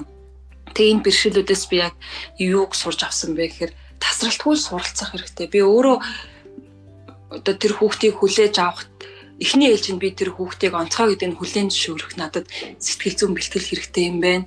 Дараа нь би яаж энэ хүүхдтэй би ажиллал үр дүнтэй байх ёстой вэ гэдгийг сурах ёстой юм байна. За тэгээд энийг яаж бид нар хөгжүүлэх ёстой, яаж олон нийтэд энэ талаар мэдлэг мэдээллийг зөв өгөж ээж аав нарт бас нэг сэтгэлийн дэм болоод одоо ээж аав нарт итгэл найдвар болох ёстой юм байна гэдгийг бол сурж авсан. Тэгэхээр одоо ганцхан одоо юу гэдгийг зүгээр л хүүхдүүдтэй ажиллаад байдаг гэж бодохгүй өөрийгөө ямар ч олон сорилтанд бэлэн байхад сорилтанд ер нь бэлэн байлгах хэрэгтэй юм байна гэж бодсон. Тэгээд заавал одоо юу гэдэг мэргэжлийг одоо тухайн ажлын ур чадварыг ийм байгууллага институцээр ч юм уу те сертификаттай дипломтой зүйлсээр олж авахаас гадна маш олон юм нөгөө тасралт маш олон одоо их сурвалжаас мэдлэгийг авч явах хэрэгтэй. Жишээлбэл аутизмтай хүүхдийн талаар надаас илүү их мах илүү төлхөө судалдаг. Гэхэд зөвхөн сэтгэл зүйчдийн одоо юг гаргадаг мэдээлэл нийтлэлийг уншихаас гадна одоо физик эмчилгээнийхэн тэр уншиж судлах хэрэгтэй юм байна гэдэг хүртэл юм яг олон төрлөөс олон талаас мэдээллийг цуглуулах ур чадварыг суралцсан л гэж бодож байна би өөрийгөө. За миний хувьд одоо бэрхшээл гэж хэлэх юм хамгийн анх нөгөө урлаг судлалаараа сурж эхэлж байхад л миний нөгөө түрүү ярьсан яг хаана яаж сурахаа олоогүй. Тэр л аюу хэцүү байсан. Би нөгөө Монголын урлагаа судалмаар байдаг. Гэтэл би Европт очсон. Тэгээд яг аль чиглэлээр яаж явахаа мэдэхгүй. Тийм явсаар байгаа төөрсөөр байгаад Европын одоо миний яг дипломын сэдв юу байсан гэж би ч яг нь Монгол одоо яг буддист нөгөө бурхан зураг мураг ингээд Монгол танка зургийг сонирхох гэдсэн чинь тэгээ хадны зураг мураг сүв зураг мураг одоо төргийн үеийн тийм сонирхоод байгаа байхгүй. Гэтэл яг тэрийгээ сурах гэхлэнгүүт Европт миний тэр сурж исэн сургуульд бол урлаг судлалын ангид юу ч тийм мэрэгшсэн өдөрдох багш ч байхгүй. Тэгээд би яасан гэхлээр хамгийн ойрхоноор нь бурхан зураг гэдэг ингэнгүүт би нэг Ружа Жорж багш манай тэр багш миний диплом удирдсан багш болохоор чинь эртний Византийн урлаг судалдаг хүн. Тэгээд миний дипломын сэдв болохоор чинь Византийн урлагийн Оросын одоо эртний залмаатын шашны урлагт Византийн урлагийн үзүүлсэн нөлөө буюу рублё гэсэн юм сэдвэр би төгсөж байлаа. Тэгээд ингээд Монгол судлалынхантай ингээд ойртох гэхлээр тэр чинь ихэнх нь хэл судлал, шашин судлалч юм шиг ингээд ингээ явцдаг тий. Тэгэл бас урлагаас айгүй хол. Тэг яг ингээ Монгол урлагийн түүхийг яадаг юм 20-30-д жилийн өмнө намайг сурч явах байгаагүй. Гэтэ бити бууж өгөөрэй. Хэрвээ тийм над шиг нөхцөл байдалд орвол битгий бууж өгөөрэй. Ямар нэгэн замаар арга зам нь олдноо. Аль болох оновчтой сургууль оновчтой. Тийм. Юугаар сайн сонгох хэрэгтэй тийм. Тэгээд одоо ч гэсэн би суралцсаар л байгаа. Тэгээд хизээ нэгэн өдөр би өөрийнхөө энэ судалгаагаараа ном дэвтрээ гаргах байх уу? Маш сонирхолтой нэг санааг бас хэлж шүү дээ. Сонсогч нар маань ерөө сонсож байгаа бол хүсэж байгаа чиглэл чинь үнэхээр нэг байхгүй ч гэж болно шүү дээ. Гэхдээ тэрийг яагаад бүтээж болохгүй гэж дээ. Нөгөө ямар сургуульд илээ Харвард дэлөө орж чадахгүй болохоор Кембрижийг байгуулдаг чинь мөн билүү? Оксфорд. Харин юу вэ? Би болохоор тэгээд яг шиг бүслэж болох юм шүү тий. Яг тэгээд ингээд яг Европын урлагийг судалсан чинь ямар байсан гэхлээр Европын урлагийн түүх бол бүр өстө дээд зэгтээ хүртэл хөгжсөн. Дундад зуунаас эхлээд одоо Европын уран зураг болгоны түүх нь ингээд архивлагдсан, ингээд бүклэгдсэн байдаг аахгүй юу? Гэтэл Монголд бол ерөөсөө тийм байхгүй. Уг нь миний чиглэлээр үнэхээр судалгаа хийх юм бол Монголд бол хийх ажил зүйтэй 1000 том байгаа. Даанч одоо хүртэл би монгол хичгээ сурсаар л байна. Төвд хэл сурах бодолтой байгаа. Би жоохон өөр суур тавилт юм аа. Тэгтээ хизээч оройтхгүй. За нэгэнтээ нэг урлаг тал руугаа би бас таньс юм асуу гэж бодож байна л да. Нэг ч гарч ирсэн. Урлаг гэхлээр ингээ нэг юм бид нар ер нь ингээ нэг юм түгээмэл бас нэг юм ойлголт байдаг л да. Яаж одоо зургийг ойлгох юм ч гэдэг юм уу те. Яаж одоо нэг юм урлагийн бүтээлүүдийг ойлгох юм. Тэгэнгүүтээ ингээ зарим хүмүүс жишээлбэл ингээ урлагийн бүтээл гэдэг тэгэнгүүт энэ бол өстой хосгүй урлагийн бүтээл айгүй үнэтэй гэл яг юу нүнтэй ингээд тэгэнгүүт тосон будган тэгээ зурсан зураачин ч гэдэг юм уу ингээд юмуд ингээд үнцэнтэй болоод ингээд явдаг. Тэгвэл ер нь ингээд таны ингээд яг энэ чиглэлээр сурч одоо нэг ажиллаж ирсэн хүний хувьд бол ер нь энийг юу гэж ер нь бид нар инженеэр те одоо би жишээлбэл нэг ингээд ийм уран зургийн галерейд орлоо л доо. Тэгэнгүүт жишээлбэл орлоо яг би юуг нь харах хэвтэй, юуг мэдрэх хэвтэй. Ер нь яаж одоо ийм зүү зохистойгоор тэр урлагийг ер нь ингээд үдэс сонирхох ч гэдэг юм уу те. Тэр талаар ингээд нэг юм багхан ч гэсэн нэг юм соёлтой болох юм бэ. Ерөнхийдөө бол яг л энэ шалтгаанаар би анх бүрийн бас байгууллага байгуулаад тунгалан арчдуудыг нээжсэн. Ерөөсөө л бид нар урлагийн боловсралтай болно гэдэг нь урлагийг ойлгож үзэгчээл бэлтээ гэж бодсон юм. Дараа нь хадгараад хүүхдийн сургалт хүмүүжил олоо явсан болохоос тэгээд ерөнхийдөө урлаг гэдэг бол ерөөсөө төрөлхөрлөг ер нь урлаг гэдэг бол хүнээс нэг тийм хол хүнд хай зүйл ерөөсөө биш ээ. Бид нар зүгээр мэдрэмжээрээ л хандах хэрэгтэй байхгүй зүгээр л хараад чил байвал тэр бол сайхан зүйл байхгүй тий. Тэрнээс ямар нэгэн урлаг тавьсан цензур гэж аахгүй. Тэртээ тэргүй одоо ялангуяа одоо чи түрүүн галерей гэж ярьсан учраас би ингэж яриад. Орчин үеийн урлагт одоо нин шин одоо яг бидний үед төрөгдөж байгаа урлагийг бол одоо бид нар энэ тийм юм гэж үнэлэх хугацаанд болоогүй. Сайн урлагийн бүтээл шедевр гэдэг бол ерөөсөө цаг хугацаагаар л ингэж ялгардیں۔ Тэгэхээр өнөө цагийнхаа хүмүүсийг бид нар яаж ялах вэ гэвэл одоо бид нар зүгээр өөрт төрж байгаа мэдрэмжийг л тий хараад ямар нэгэн хүчтэй сэтгэл хөдлөл чамд сайн муу ямар ч байж болно те өгжилээвэл тэр сайн бүтээл байхгүй юу? Сайхан муухай намаагүй чи гинт тэр зургийг хараад асар гонёглж болно те эсвэл баясал төрж болно. Ямар нэгэн сэтгэл хөдлөл өгж ийн юм бодуулж ийн тарих ажиллуулж ийн гэдэг л тэр сайн бүтээл байна гэсэн. Би энэ дээр нэг юм хэлчихөө юу? Одоо нэг өөрийнхөө ажиллаж байгаа чиглэл рүү оруулах гээд яг энэ урлагийн бүтээл, урлагаас авах таашаалт хамгийн цэвэр тунгалаг мэдрэмжээр ханддаг хүмүүс бол хүүхдүүд. Тийш. Одоо энэ зураг бол хэдэн зуун мянган одоо еврогийн үнэтэй ийм зураач, ийм зураг гэж тайлбарлах тэр хүүхдэд ямар ч шаардлага байхгүй. Шууд ийм цэвэр мэдрэмжээр хүлээж авдаг. Одоо уран зураг, яруу найраг, дуу, аялалгүй бүх юмыг ингэж цэвэр тунгалагаар оюун ухаанаараа одоо ийм цэвэр мэдрэмжээрээ хүлээж авдаг. Ямар нэг юм оюун ухааны мэдлэг, мэдээллийн юм фильтр хана өөртөө босохгүйгээр хүлээж авч чаддаг учраас одоо Питагорийн бас яг сургалтын онцлог гэх юм уу аль болох юм хүүхдүүдэд урлагийг мэдрүүлэх урлагийн мэдээлэл олгох биш те урлагийг мэдрүүлэх талаас нь одоо илүү төлхөө ажилтдаг гэсэн үг. Одоо жишээ нь өглөө бид нар чинь ингээл хичээлээ эхлэхдээ өглөө ямар өдөр байхаас эхлэх штэ тэ ингээл орж ирэл цас орж ивэл цөмөрөө цас бодлоо бужигнаал гараараа цас игээл бүжиглээл йога хийчихэл тэгээд цасаа зурна. Өнөөдөр цас орж явах юм бол тэ тэгээд ингээд нэг бүрхэг ийм өдөрт зориулсан дуу сонсуулна тэ ингээд нэг юм тэр хүнд одоо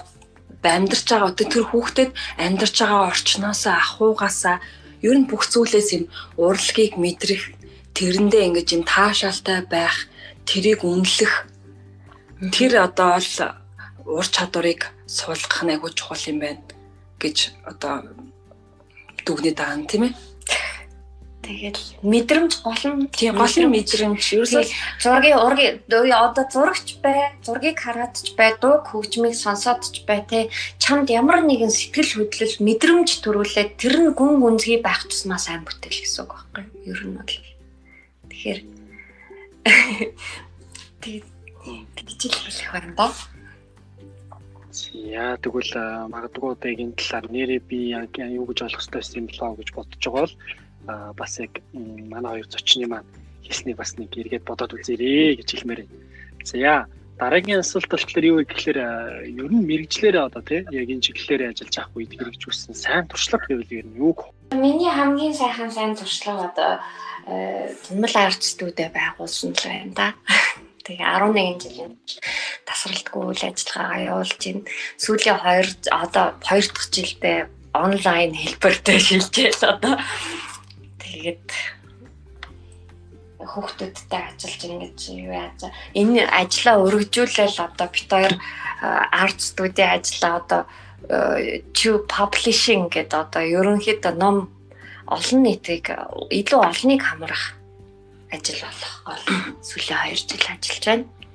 За миний хувьд бол яг миний хувьд гэхээс илүүгээр одоо студийнхаа үүсгэн байгуулагчийн их магчийнхаа одоо хамгийн сайн туршлагыг одоо амжилтыг нь бол би өөрийнхөө том охиныг гэж хэлнэ. Манай охин бол одоо 3 дугаар ангид сурдیں۔ Тэгээд би одоо хамгийн анх 2 настай ахт 2 нас өнгөрч байхад нь анх зургийн дугуйлал өгөөд одоо энэ багштай одоо хамтрагчтайгаа анх багшаа болцоож илаа. Би тийм ингээд хүүхдээ тэр үед ямар ч лээсэн гэж юм бага насны хүүхдтэй ажилладаг сургалт ерөөсөө байгаагүй.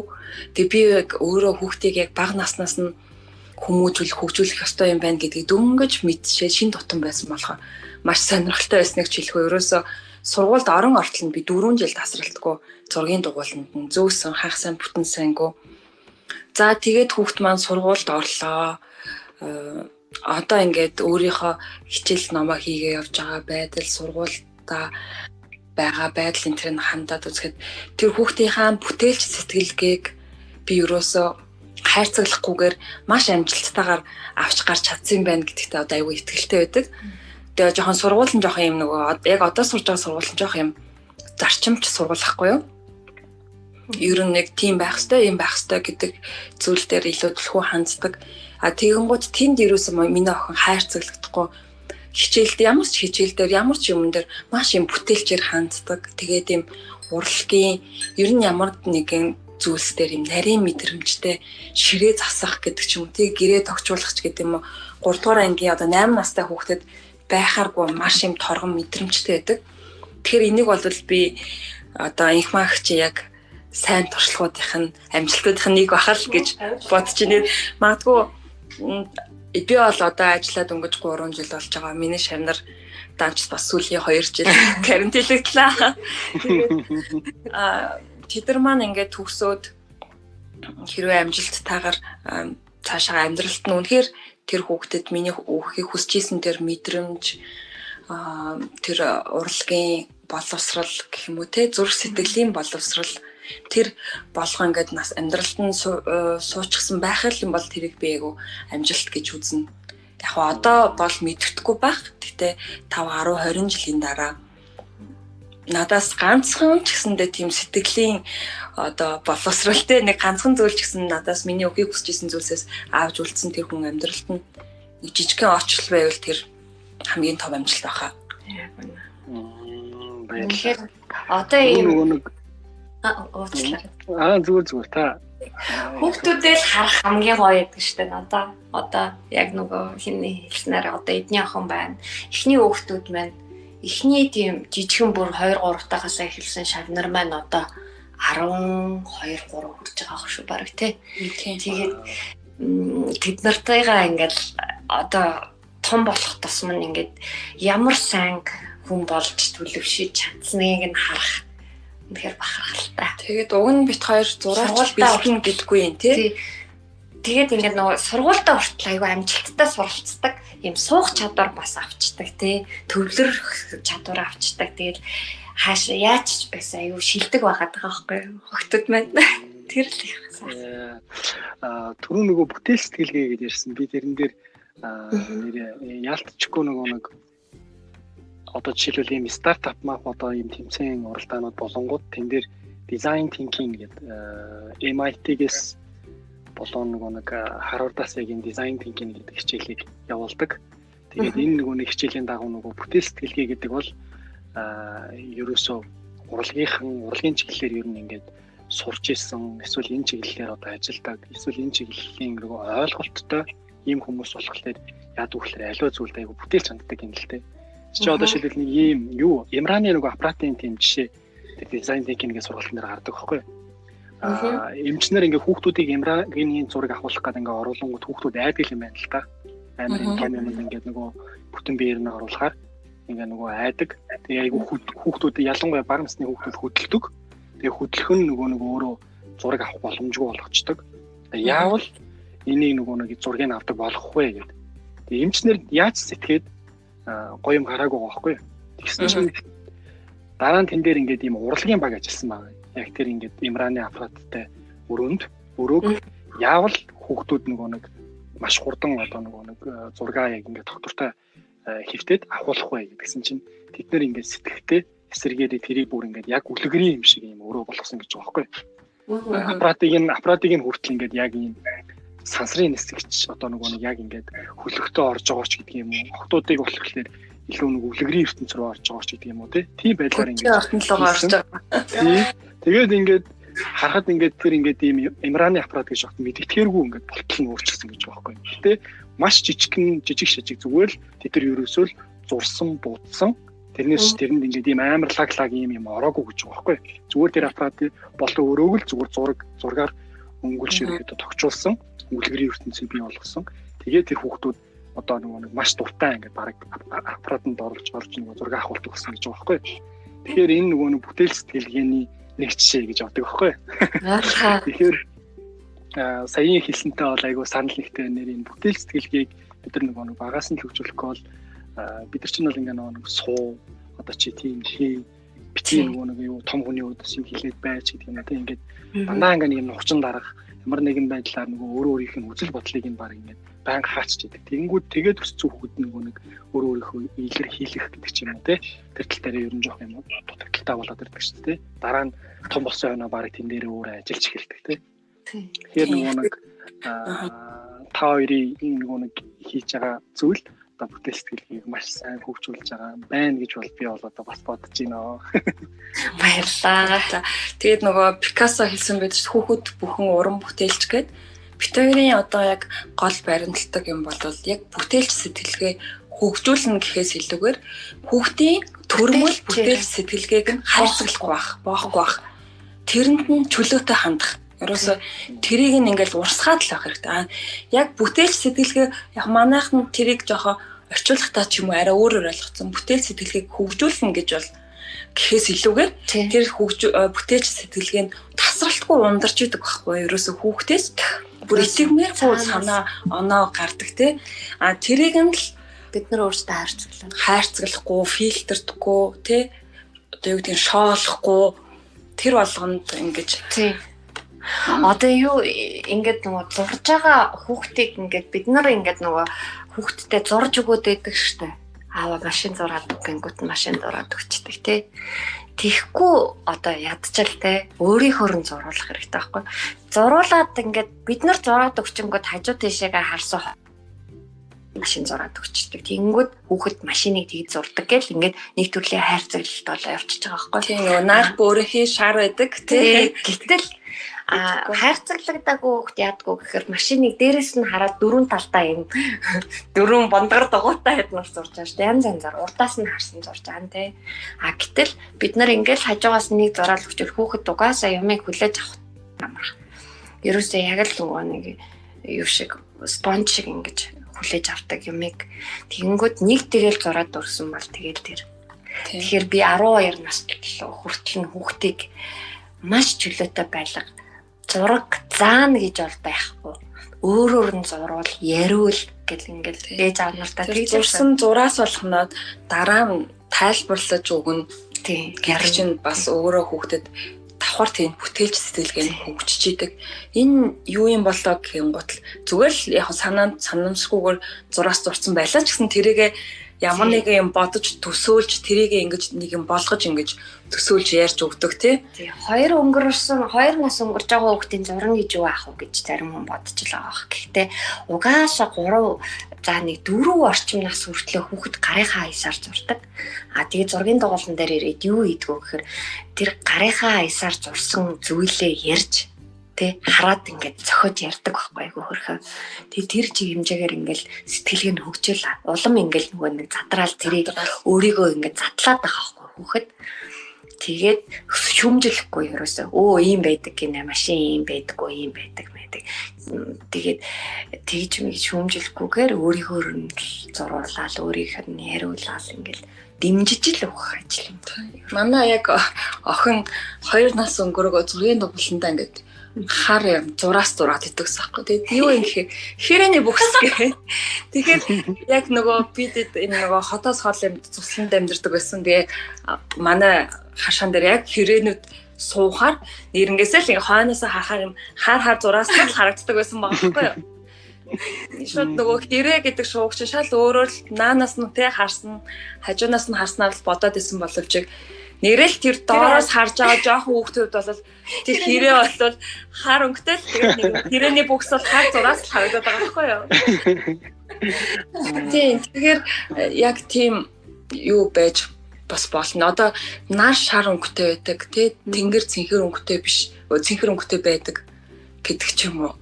Нэг заавал тэгж хайрцаг хаалдаггүй. Тэнгэр янз бүрийн өнгөтэй шүү дээ. Маш олон. Орой нар жаргахад тэнгэр уулаа. Улбар шар тий. Тэгэхээр тэр хэрвээ одоо яг юу гэдэг одоо сонсож байгаа ээж аав нарт тэ хүүхдийнхаа бүтээлч сэтгэлгээг яаж хөгжүүлэх вэ гэж бодож байгаа бол тэрийг нь бараг хөгжүүлэх шаардлагагүй хэлцдэг те. Тэрийг нь яаж одоо хайрцаглахгүй бид нар задгаар нь байлгахыг гэвэл ерөөсөө байгалыг мэдрүүлэх хэрэгтэй. Ерөөсөө мэдрэмж. Тэгээд одоо бид нар хөл хорионд байгаа юм чи яаж мэдрүүлэх? Хөдөө очиж ил байгалыг мэдрэнэ гэсэн юм бол байхгүй байхгүй юу? Одоо би бол одоо байнга хүүхдүүдтэй тийм цонх онгоолгоод одоо ялангуяа өглөө эрт тосоод цонх онгонгод шууж эргэж идэг. Хартаа хүүхдүүдээ сонстоо шууж эргэж гин гэл. Эсвэл хүүхдүүдээ энэ хартаа нарж аргаж гин тэнгэр ямар өнгөтэй болцсон байна гэдэг ч юм уу. Хартаа энэ салхинд мод яаж дуурж гин гэдэг ч юм. Ингээд ерөөсөө юм байгалийн үүсэгдэл юм өөрчлөлт бүх алганыг ингэж ачиглуулж авах хэрэгтэй. Одоо шинэ бидэд сая цагаан сараар яагаад шинэ нэгэн хоёрын гэж нэрлэдэг талаар юм сарны тухай хичээл гэртээ үзээд тэгээ хүүхдүүд маань орой алган сарыг ажиглаж байгаа байхгүй юу. Тэгсэн чинь ингээд нөгөө хавирган сар маань дүүрч явснаа нөгөө буцаад хорогдонгуудаа ингээд нөгөө тал руу бацчих. Ээжээ сар эсрэг талдаа гарчлаа гэ. Тэгэхээр гэтэл тэрийг бид нар хэлэхгүй л болвол анзаарч мэдтгүү.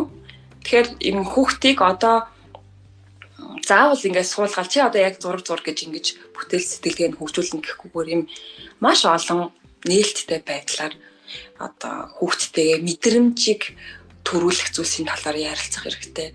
Чи өнөөдрийн цаг агаар бол айгүй гоё баялаг ярина сэдв биш те. Ямар мэдрэмж төрж гин, ямар анимэр байна гэд. Карьер гэхлээр нэг юм ойлголт байдаг те. Түгээмэл ойлголт. Тэгвэл ер нь та хоёрын маань карьерийг юу гэж ойлгодог вэ? Ер нь төлөвлөдөг үү те? Төлөвлөдөг бол хэдэн жилээр төлөвлөдөг вэ? Талаараа суулцаач. Ерөнхийдөө бол бараг төлөвлөдөг. За тэр түрүүний хэлснээр одоо амьдралынхаа сүүл гэх юм уучт чи яг хэн баймаар байна, юу баймаар байна, юу бүтээж дууссан, юунд хүрсэн баймаар байна гэдгээр л тэгээд гол жанжины шугамаа алдахгүйгээр төрлүүгээ тэмүүлж амьдрах тий. Тэгээд тийхтэй одоо заавал одоо нэг юмд баригдаж одоо би ийм мэрэгчлээ болсон бол энэвэрээ дуусна биш. Юм болгонд одоо гарч ирж байгаа боломж олгонд нээлттэй байхыг хичээдэг. Тэгээд тэр эцсийн нөгөө нэг хэн байхыг хүсэж байгаа одоо зориулсан чадварыг эзэмших тий тэрэндээ зориулж өдөр бүр заавал цаг гаргаж зарцуулж ямар нэгэн байдлаар өөрийгөө тасралтгүй хөгжүүлж байхыг хүсдэг. Тэгээд бусад зүйл дээр бол асар нээлттэй л байхыг хичээдэг дээ. Тэгээд ерөнхий нэг юм зураглал нэг 15 жилээр ингээд төлөвлөгөө гаргацсан байдаг. 10 жилийн дараа тийм юм хийсэн байна. 5 жилийн дараа юм гэдэг жилийн төлөвлөгөөгөө бас гаргаад ингээд сарын төлөвлөгөөгөө бичээл ингээд явдаг та. За миний хувьд карьер гэдгийг би яг шал эсэргүүний тайлбарлах гэдэг байна. Тэгээ одоо яг нийтлэг карьер гэдгийг ажлын амжилттай за тэдэн жилийн дараа би тийм албан тушаалд очсон байна. Юу тийм тэдэн сая төгрөгийн хадгаламжтай тэдэн сая төгрөгийн цалинтай болцсон байна. Тэр сургуулийг тэгж дүүргэсэн байна гэдэг ч юм уу. Илбүү юм албан ажлын дээрл зөвхөн карьер гэдэг үгийг холбож ойлгох шиг байгаа. Карьер, амбиц гэдэг үгнүүдтэйг одоо манайхан жоохон өрөөсгөл байдлаар нь тайлбарлаад байгаа юм санагдаад байдаг байхгүй юу? Гэтэл карьер болвол болгонд өөр тодорхойлогдоод өөр байж болно. Жишээ нь би бол одоо өөрийнхөө карьерийг миний 3 хүүхэд гэж боддог байхгүй юу? Яг 10-20 жилийн дараа хүүхдүүд маань үнэхээр сайн хүн болж өсч үү, аз жаргалтай амьдарч гин үү? Энэ нийгэмдээ одоо хэрэгтэй хүмүүс байна уу? Гэр бүлтэй хариуцлагатай, ёс зүйтэй хүмүүс, сайн гэр бүл зохиож чадж гин үү гэдэг чинь өөрөө миний ээжийн карьер тэнд байгаа. За одоо миний багшийн карьерийн хувьд те. За би үнэхээр одоо энэ Монголд ийм шин тутамд байгаа энэ онцгой хүүхдүүдтэй ажиллах боломжоор олон хүмүүсийг хангаж чадж гин үү? Ганцхан одоо багш гэхээр л зөвхөн хүүхдүүдтэй ажилладаг биш, багш бас бусад багш нарыг сургаж хүмүүжүүлэхтэй тэдэрт мэдээлэлээр хангах боломжийг нь замналыг нь олгож иж би бас жинхэнэ багш болно гэж боддог байхгүй юу? Зөвхөн одоо хүүхдүүдийн багш биш те, багшийн багш болно гэдэг бол миний хувьд бас нэг багшийн талын карьер байна. За тэгээд одоо өмнө нэг инх магчийн хэлснээр яг хүн амьдралынхаа эцэст ямар хүн байсан, ямар хүн болоод дуусах вэ гэдэг талаас бодож үзэх юм бол бас нэг өөр юм карьерийн замнал гарч ирнэ. Тэ хүн би үнэхээр одоо ядчил би намсгалсан одоо энэ дэлхий дээр ирээд намсгалсан агаараа төлөөд буцаад би хэдэн мод тарьж чадчихв гэдэг чинь бас нэг карьер байгаа байхгүй юу. Тэгэхээр карьер гэдэг зүйлийг ерөөсөө нэг өрөөсгөл зөвхөн албан ажлын одоо цаасан дээр бичигдэх тийм нэг нэрийн хуудсан дээр бичигдэх албан тушаалын карьер төлөвлөлт биш, орлого цалингийн карьер төлөвлөлт биш. Маш олон зүйл дээр өөртөө юм карьерийн замналыг бий болгоод тэгээд тэрнийхээ төлөө багаар зүтгээд тэгээ гол нь тэдний хоорондоо уялдаа холбоотой байх хэрэгтэй. Одоо жишээ нь хэд би бол одоо яг өөрийнхөө төрж өссөн хилэн голын эргийг ийм мянган бургасаар дүүргэх миний ийм карьер байгаа, карьерийн төлөвлөлт байгаа. Тэрэндээ би одоо юу гэдэм бусдад нийгэмд сайн үйл хийх одоо боломжоо холбоод тэ өөрийн үр хүүхдүүдийн байгальд зүй зохистой, хүндэтгэлтэй хандах, гэр бүлийн одоо үн чанартай цаг гаргах боломжоор нь хангах гэдэг нэг тийм хүслээ холбоод одоо гэрийнхэн дагаа хамт ах дүү нартайгаа найз нөхдөдөө нийлээд тэнд мод тарих аян өрнүүлээ гэдэг ч юм ингээ бүх аянууд маань одоо бүх карьер төлөвлөлтүүд маань хоорондоо уялдаа холбоотойгоор тэгээд тийм юугүй яаралгүйгээр аажмаар ингээд дуу зөвлөлөө ингээд тий өөрөө аян зөнгөөрөө тэр карьер нь цаашаага ингээд уурсаад явж л байвал тэр карьер төлөвлөлт карьерийн замнал болох байх гэд тэгээд нэг Монголын багш нарыг бас чадахжуулах хэрэгтэй юм байна гэж бодсон. Би өөрөө ч одоо яг үнэхээр жинхэнэ багш гэж хэлэгдэхээр болж амжаагүй байгаа ч гэсэндээ өөрийнхөө одоо боломжинд тулгуурлаад одоо яг Монголд Монтессори боловсролыг хөгжүүлж байгаа жинхэнэ мэргэжлийн Монтессори багшийн одоо гарын авлага Монтессоригийн тухай арга зүй номыг редакторлж өгч гэдэг юм уу тий. Тэгэхээр тэр бас ингээл миний бас өөрөө дотроо бодсон нэг карьер төлөвлөлтийн маань нэг бяцхан алхам нэг шат дахиад явж байгаа л нэг хэлбэр ах гэж бодоод тий. За түрүү нөгөө Монтессори гэдээ ярьлаа. Тэгэхээр нөгөө нэг ийм аргачлалууд байгаа гэдэг тий. Хүүхдийн сургууль хүмүүжүүлэх аргачлал. Тэгээд олон улсад жишээлбэл танигдсан одоо ингээд янз бүрийн аргачлалууд байна л да. Тэгэхээр таны хувьд одоо энэ аргуудыг ер нь юу гэж боддог вэ? Тэгээд аль арга нь одоо Монгол хүүхдэд жишээлбэл тохирсон ийм аргачлал гэж байдгүй. Эсвэл одоо ер нь энэ аргачлал нь аль ч улс орны хүүхдүүд тохироод байдаг юм уу? Яагаад юм бол? За одоо яг дэлхийд хамгийн их хүлээн зөвшөөрөгдсөн хамгийн их шинжилгээ ухаанаар батлагдсан аргачлал ялцчгүй Монтессори арга зүй байна л да. За тэгээ Германы Валдорф байна. За тэгээ тэднийг холбосон Далтон програмч байна. За одоо бидний одоо нэг ба шуураад нэг ба хэрүүл айлан болсон Кембрижийн боловсролын хөтөлбөр гэдэг ч юм уу те. Маш олон юм боловсролын одоо Японы боловсролын систем хүртэлчүүд өөрөө нэг бие даасан арга зүй болчиход явж байгаа шүү дээ. Тэгэхээр энэ олон арга зүйг ингээд зах цухаас нь судлаад аргачлалын ингээ үзэхээр ер нь бол хүн төрлөختөн хүүхэд гэдэг өөрөө л нэг цэвэр бодгаал учраас альч одоо орны ямар ч хүүхдэд тохирно. Одоо Италид үссэн Монтессори арга зүй, Монгол хүүхдэд, Бутан хүүхдэд, Япон хүүхдэд бүгдэнд нь маш сайн тохирно. Гол нь тэр арга зүйнүүд дээр юу хийх ёстой вэ гэхээр бид нэр өөрийн улс орны соёл, заншил тэр болгонд тохируулж авах ёстой. За тэгээ ингээд зах зугаас нь судлаад би нөгөө эрт үеийн боловсрал судлаач гэдэг ярьжсэн шүү дээ. Тэгээ ингээд судлаад яваад үзэнгууд манай Монголд өөрсөнд маань гэр сургуулийн арга буюу бие даасан боловсролын хүүхдэд босвол алгах арга зүй бэлэн байсан юм байна гэдэг дүгнэлтэнд хүрсэн. Яг бид нар одоо ингээд нөгөө шин тутам учраас тэр сургалтын арга зүй арга барил руу ингээд шуураад тий тэрийг ингээл хэрглэж үзээл туршаал арга зүйг ингээд судлаад яваад ахад явж буцаад тэр маань өөрөө ингээд яг Монгол гэр сургуулийн арга гэдэг зүйл чинь байна. За одоо шинэ бас сүүлийн хэдэн жил хүмүүсийн шуураад байгаа еврей боловсролын арга гэд байна тий.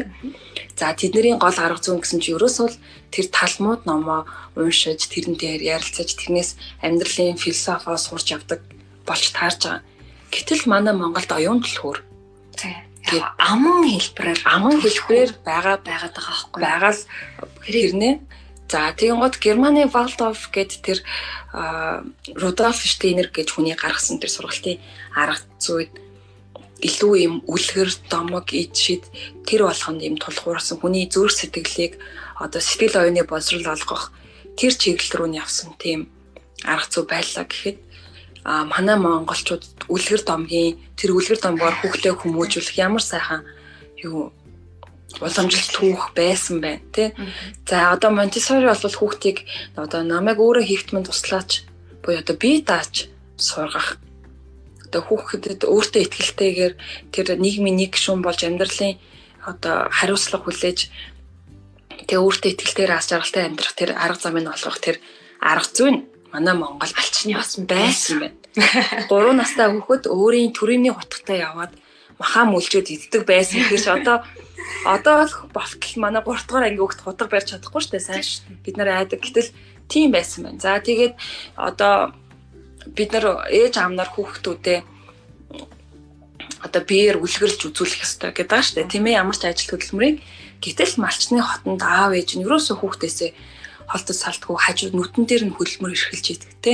Аав нь адуу малаа хариулах, ээж нь одоо үнэ малаа саах, цагаан эдэ боловсруулах гэх тэр болгонд хүүхэд хажуунаас нь боддоор хараад боддоор оролцоод тэр бүэл тэр дугуй герт ингэж олуулаа би биенийхээ нүдэн дээр амьдарч ийн гэдэг чинь аяйгүй том сургуулах тий. Тэгэхээр ер нь бол бид нар яг одоо өөрсдөө ингээд шинжлэх ухааны үндэслэлтэйгээр судалгаа шинжилгээтэйгээр маш өргөн далаацтай хүрээнд Монгол гэр сургуулийн аргыг уламжлалаа судлах хэрэгтэй байна өөрсдөө. Яагаад тэр Италийн, Германы, за Японы ч юм уу одоо Английн сургалтын арга зам, еврейчүүдийн сургалтын арга зам ингэж их дэлхийд дахныг хамраад ингэж амжилттай яваад байна гэхээр тэр болгон бүгд ингээд бичигдээд үлдсэн сургалтын хөтөлбөр програм нь ингээд маш олон зуун жилийн турш ингээд одоо олон зуун ч юм би харин тийм нэг олон жилийн туршид ингээд системчлэгдээд бичигдсэн л байна. Сайжруулсан. Тэгээ хөтөлбөр нь ингээд сайжруулагдаад ингээд бэлтгэгдсэн байгаа байхгүй юу. Тэгэхээр бид нар одоо тийшээ ингээд шуурхаас илүүгээр өөрсдийнхээ сайн бичгээр оруулъя. Тийм, судалжлбар хөтөлбөр болгох хэрэгтэй. Одоо ингээл манай Монголын боловсролын систем одоо хөтөлбөрүүдээ шинжилээл сайжруулах гал үзэл яваал байна л да. Одоо энэ бол ингээд одоо муулаадах юм бас байхгүй. Бас яг сайлаадах юм бол бас байхгүй. Энэ шилжилтийнхаа үеийг, шинжилэлт өөрчлөлтийнхаа үеийг даваал явж байгаа. Ингээ бүх энэ өөрчлөлт шинжилэлт одоо гол нь зөв чиглэлүүгээ чиглэх ёстой юм байна. Тэрэнд тэгээд багш болгон, ээж аав болгон, түүхч, урлаг судлаач ер нь бүх Монгол зүрх сэтгэлтэй Монгол хүмүүс энэ болгоныг судалж, шинжилж, баримтжуулж тэгжиж нэг нэгдсэн хөтөлбөртэй хувь нэмрээ оруулж иж ирээдүйн жинхэнэ Монгол улсын гэрэлт ирээдүй бий болно гэж бодоод байна. Тэгэхээр их жаргалагч маань одоо жишээлбэл нэг ажлын гараагаа хаанаас эхлүүлж иваа. Тэгээд өөрийнхөө бас тий ажлын гараа, ажлын туршлага суулцаач гэж хүсэж байна. За, биний хамгийн анхны хийсэн ажил гэх юм бол би техникийн сургуулийн дизайны ангид сурж байхдаа хийжсэн. Тэр үед ч одоо нөгөө халтуур гэж ярьдаг. Халтуур байлаа.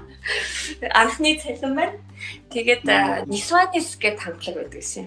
Байсан гэж одоо ч байгаа л гэдэг. байгаа. Нисванисын тоглолтын тайзыг засаж байлаа. Тэгээд чимэглээд ангийнхантайгаа цуг. Тэгээд тэр үедээ ингээд анхны интерьер тогтчлтуудыг ангийнхантайгаа хийдэг. Ингээл тэрийгээ бид нэр халтуур гэж ярьдаг. Ногоонороо халтуур хийлээ гэж багш нартай загнуулаад.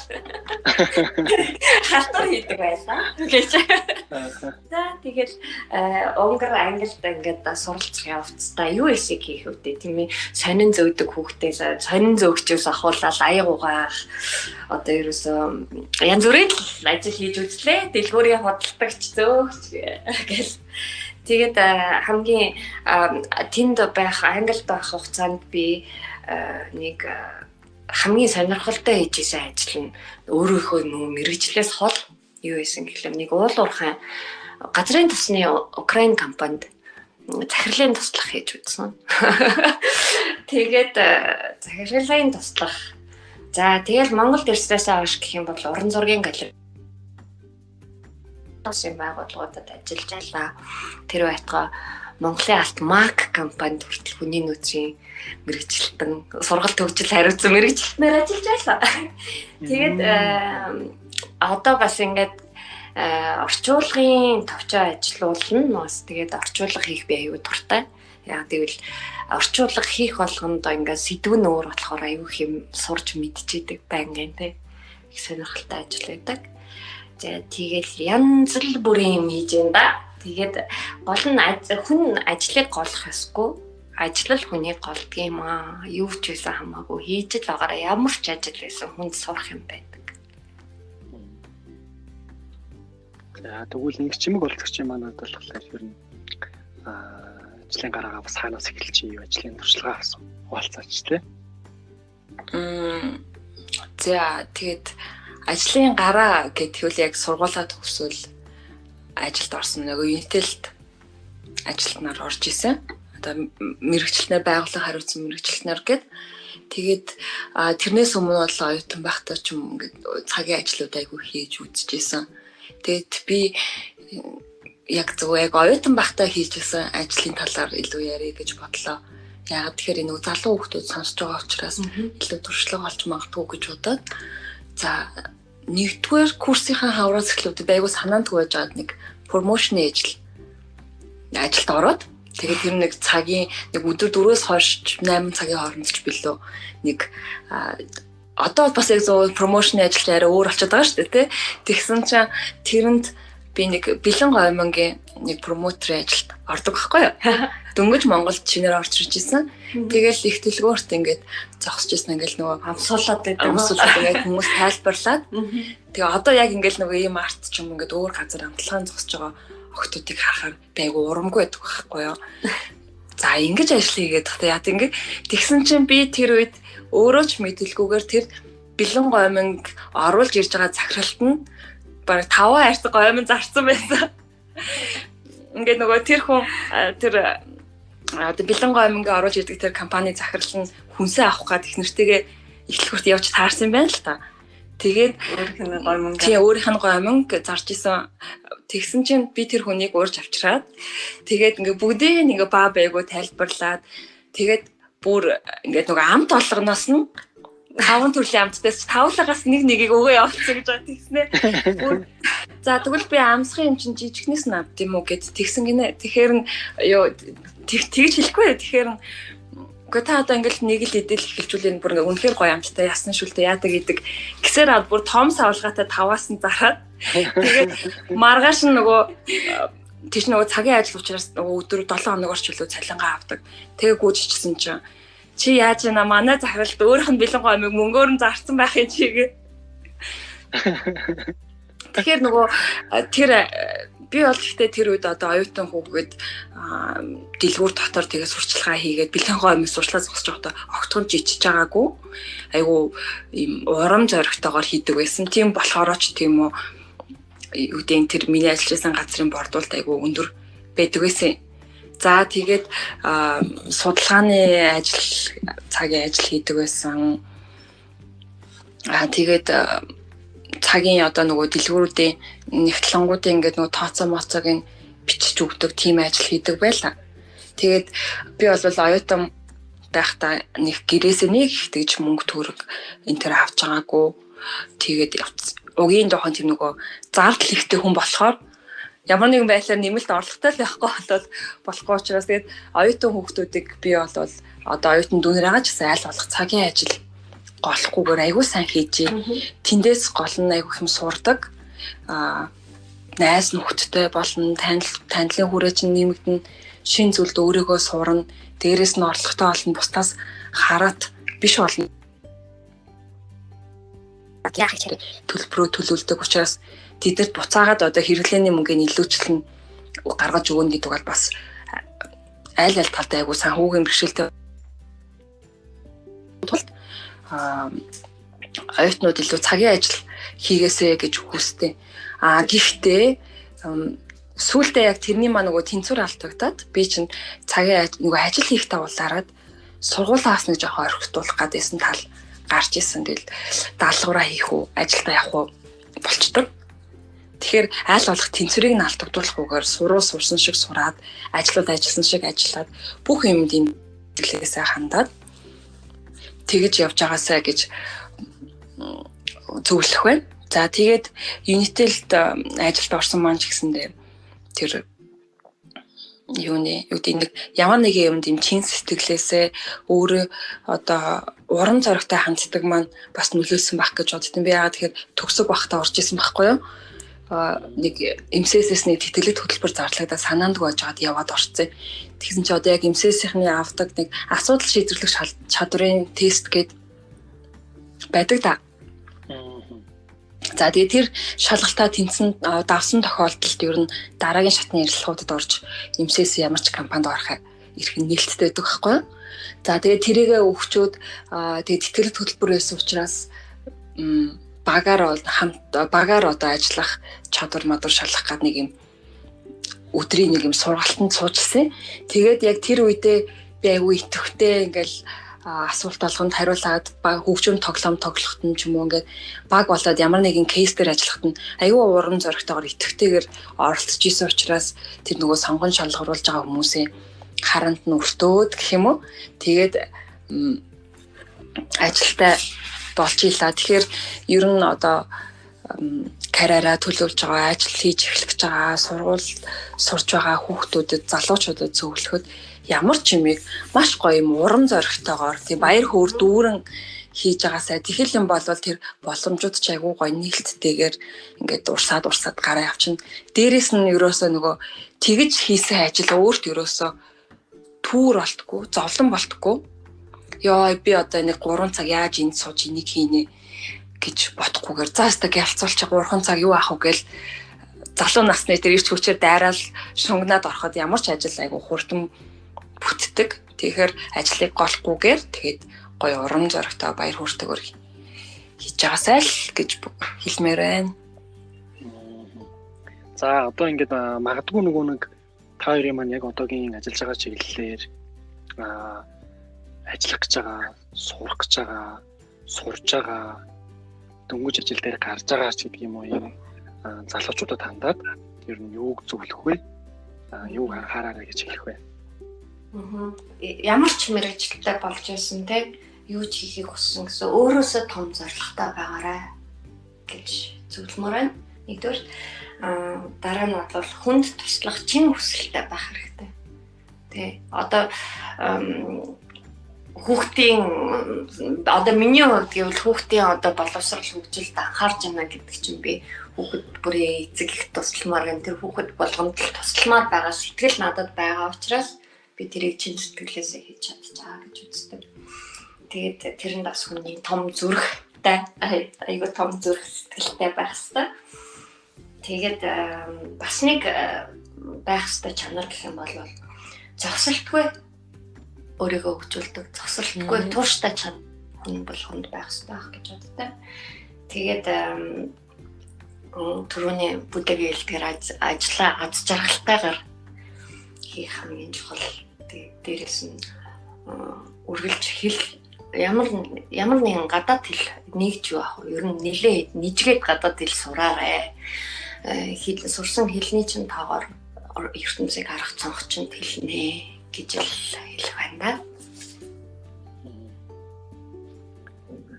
Яг чимэг оролцогчийн маань өөр нь юуг зөвлөх вэ? Юуг ер нь анхаараарай гэж хэлэх вэ?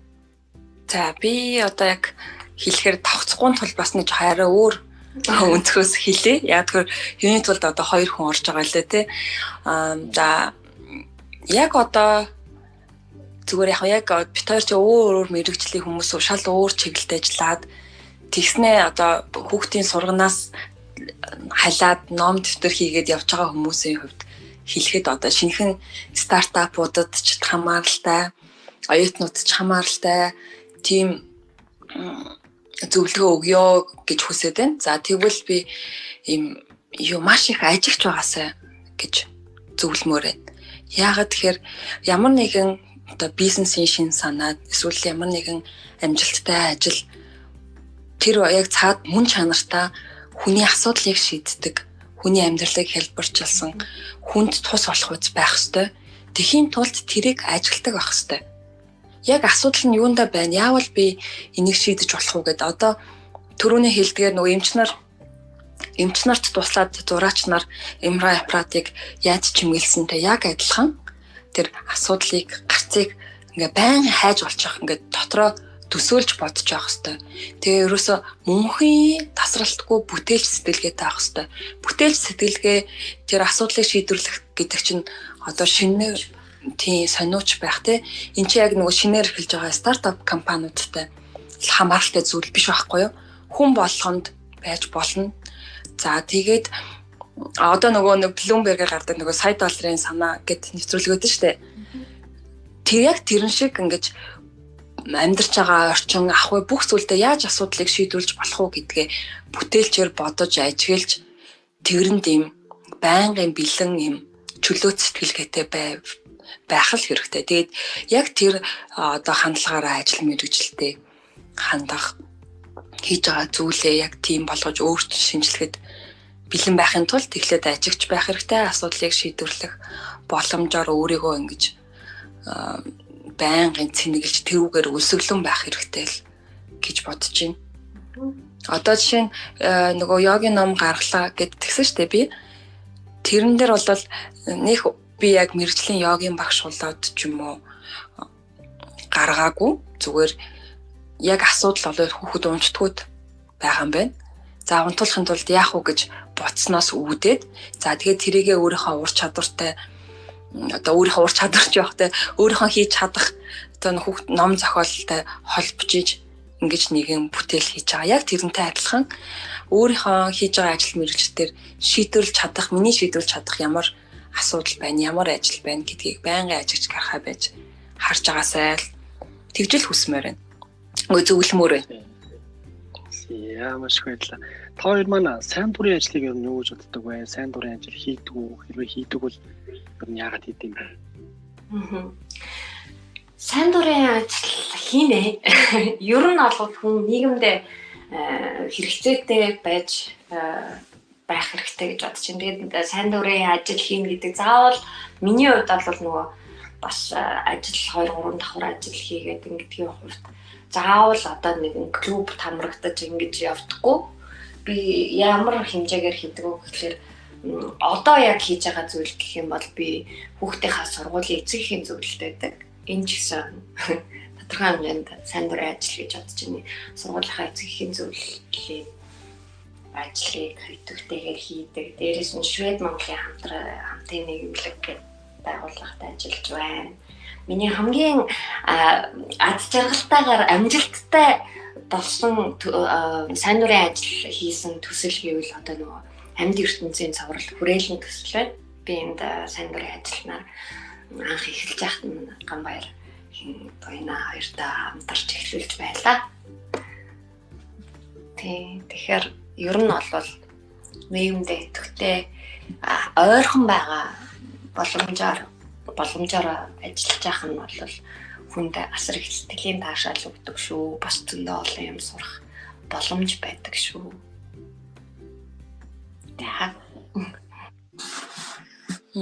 За мэдээж нөгөө сайн дурын ажилд бол байнгын хамрагддаг. Гэхдээ тэр маань ерөөсөө нийтэд ил байдаггүй байхгүй юу? Ингээд нууцаар гэх юм уу те? Нууцаар ханд тусламж өгөх нууцаар очиж тэнд одоо гар бие оролцох гэдэг ч юм уу. Яг тэглээгээд ямар нэгэн байдлаар ийм зураг аваад стори хийгээл постлол тэгээд ер нь байдгүй. Зүгээр л нэг сайн дурын ажилд хандах миний хандлага тэрэлтэй. Яг сүүлд би гэхдээ бас яг өөрийнхөө хандлагыг юу гэж жоохон өөрчлөе гэж бодсон гэхээр ганцаараа ингээл юм болгонд багаар ингээд туслаад авахгүйгээр бас яг нэгдсэн зорилготой залуучуудтай нийлээд гоё далаацтай ажиллавал их зүгээр гоё юм байна л гэж бодоод байгаа. Гэхдээ одоо яг тэрэнд одоо яаж өөрийн хувь нэмрээ оруулж чадах вэ гэж бодоод үзэхээр би бас өөрөө ингээд бас гэрээрээ ажилладаг 2-3 жоохон хүүхэдтэй болохоор яг өөрийнхөө нөгөө цаг зав юг одоо тийм биеэр очиж ингэж туслах сайн дур ажилд оролцох боломж нь жоохон хомс өгөх байхгүй юу. Тэгэхээр яг ингээл тэрэндээ ингээд нэг жоохон юм гимших мэдрэмж төрөөд идэг байхгүй юу. Би ингээд энд нь оролцож чадсангүй, тэнд нь очиж чадсангүй ар гэрийн асуудлаас болоод гэд тэгэж өөрийгөө юм сэтгэлийн хүлээс баглаасанд оруулахгүйгээр эн чинь ингээд хүнд бас нэг сэтгэлийн таашаа, сэтгэлийн нэг амар амгаланг олгох зүйл шүү дээ. Сайн дураар бусдад тус хүргэж сайн зүйл хийн гэдэг чинь өөртөө юм сэтгэлийн амар амгаланг олгож байгаа зүйл болохоос биш улам их ингэж юм гимшил хураах зүйл биш юм байна гэдгийг ойлгоод тэгээд ер нь жоохон миний сайн дурын ажил бол их нууцхан явагдтыг. Сүүлд асуудаг нэг асуулт байгаа. Тэгээд зочд маань бол тэр асуултыг хэрвээ миний дугаарыг нэг сонсч ирсэн бол мэддгийг, сонсоог бол мэддэггүй ингээд. Тэгсэн Монгол үг гэдэг нэг асуулт байгаа. Энэ ямар очтой вэ гэхээр эмээ өвөө одоо бидний үед бол одоо баг байхад юм ховор нандин үгээр одоо ингээд цагинж цэмэлдэг тий ямар нэгэн байдлаар юм сургаал үгээр бидний хүмүүжүүлдэг байсан. Тэгээд одоо ингээд жил одоо он цаг ингээд өнгөрөх тусмал ер нь бол ингээд бидний хэл ярих яриа одоо ашиглаж байгаа үг хэллэг өөрчлөгдөж байна. Тэгээд эннийхээ нөгөө нэг ирэхээр зарим нэг юм нөгөө нэг ховор нандин хүчний үгүүд маань бас мартагдаж байгаа юм болов. Тэгэхээр энийг бас сэргээе. Нөгөө талаараа энийг бас залуучууд маань ашигладаг бай, мэддэг бай гэдэг үгнээс энэ үгийг асуудаг байгаа. Тэгэхээр та хоёрын зүрх сэтгэлд үлдсэн тийм ховор нандин үг байвал хаваалцаач. Ямар утгатай үг байсан бэ? Хамгийн сонин содон гэх юм бол манай эмээгийн хэлдэг нэг үг байсан. Үрт хүн өрөөрэй гэдэг байсан. За тэгээд үрт хүн өрөөрэй гэхээр айгу одоо бараг хүмүүс сонсоогүй ойлгохгүй баг.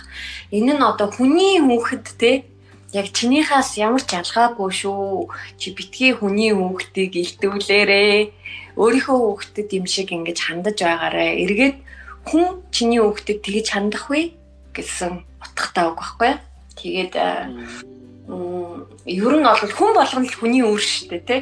Тэгэхээр хүн болгоно л сайхан хандчих гэсэн утгатай нэг тийм Монгол сургаал үгтэй.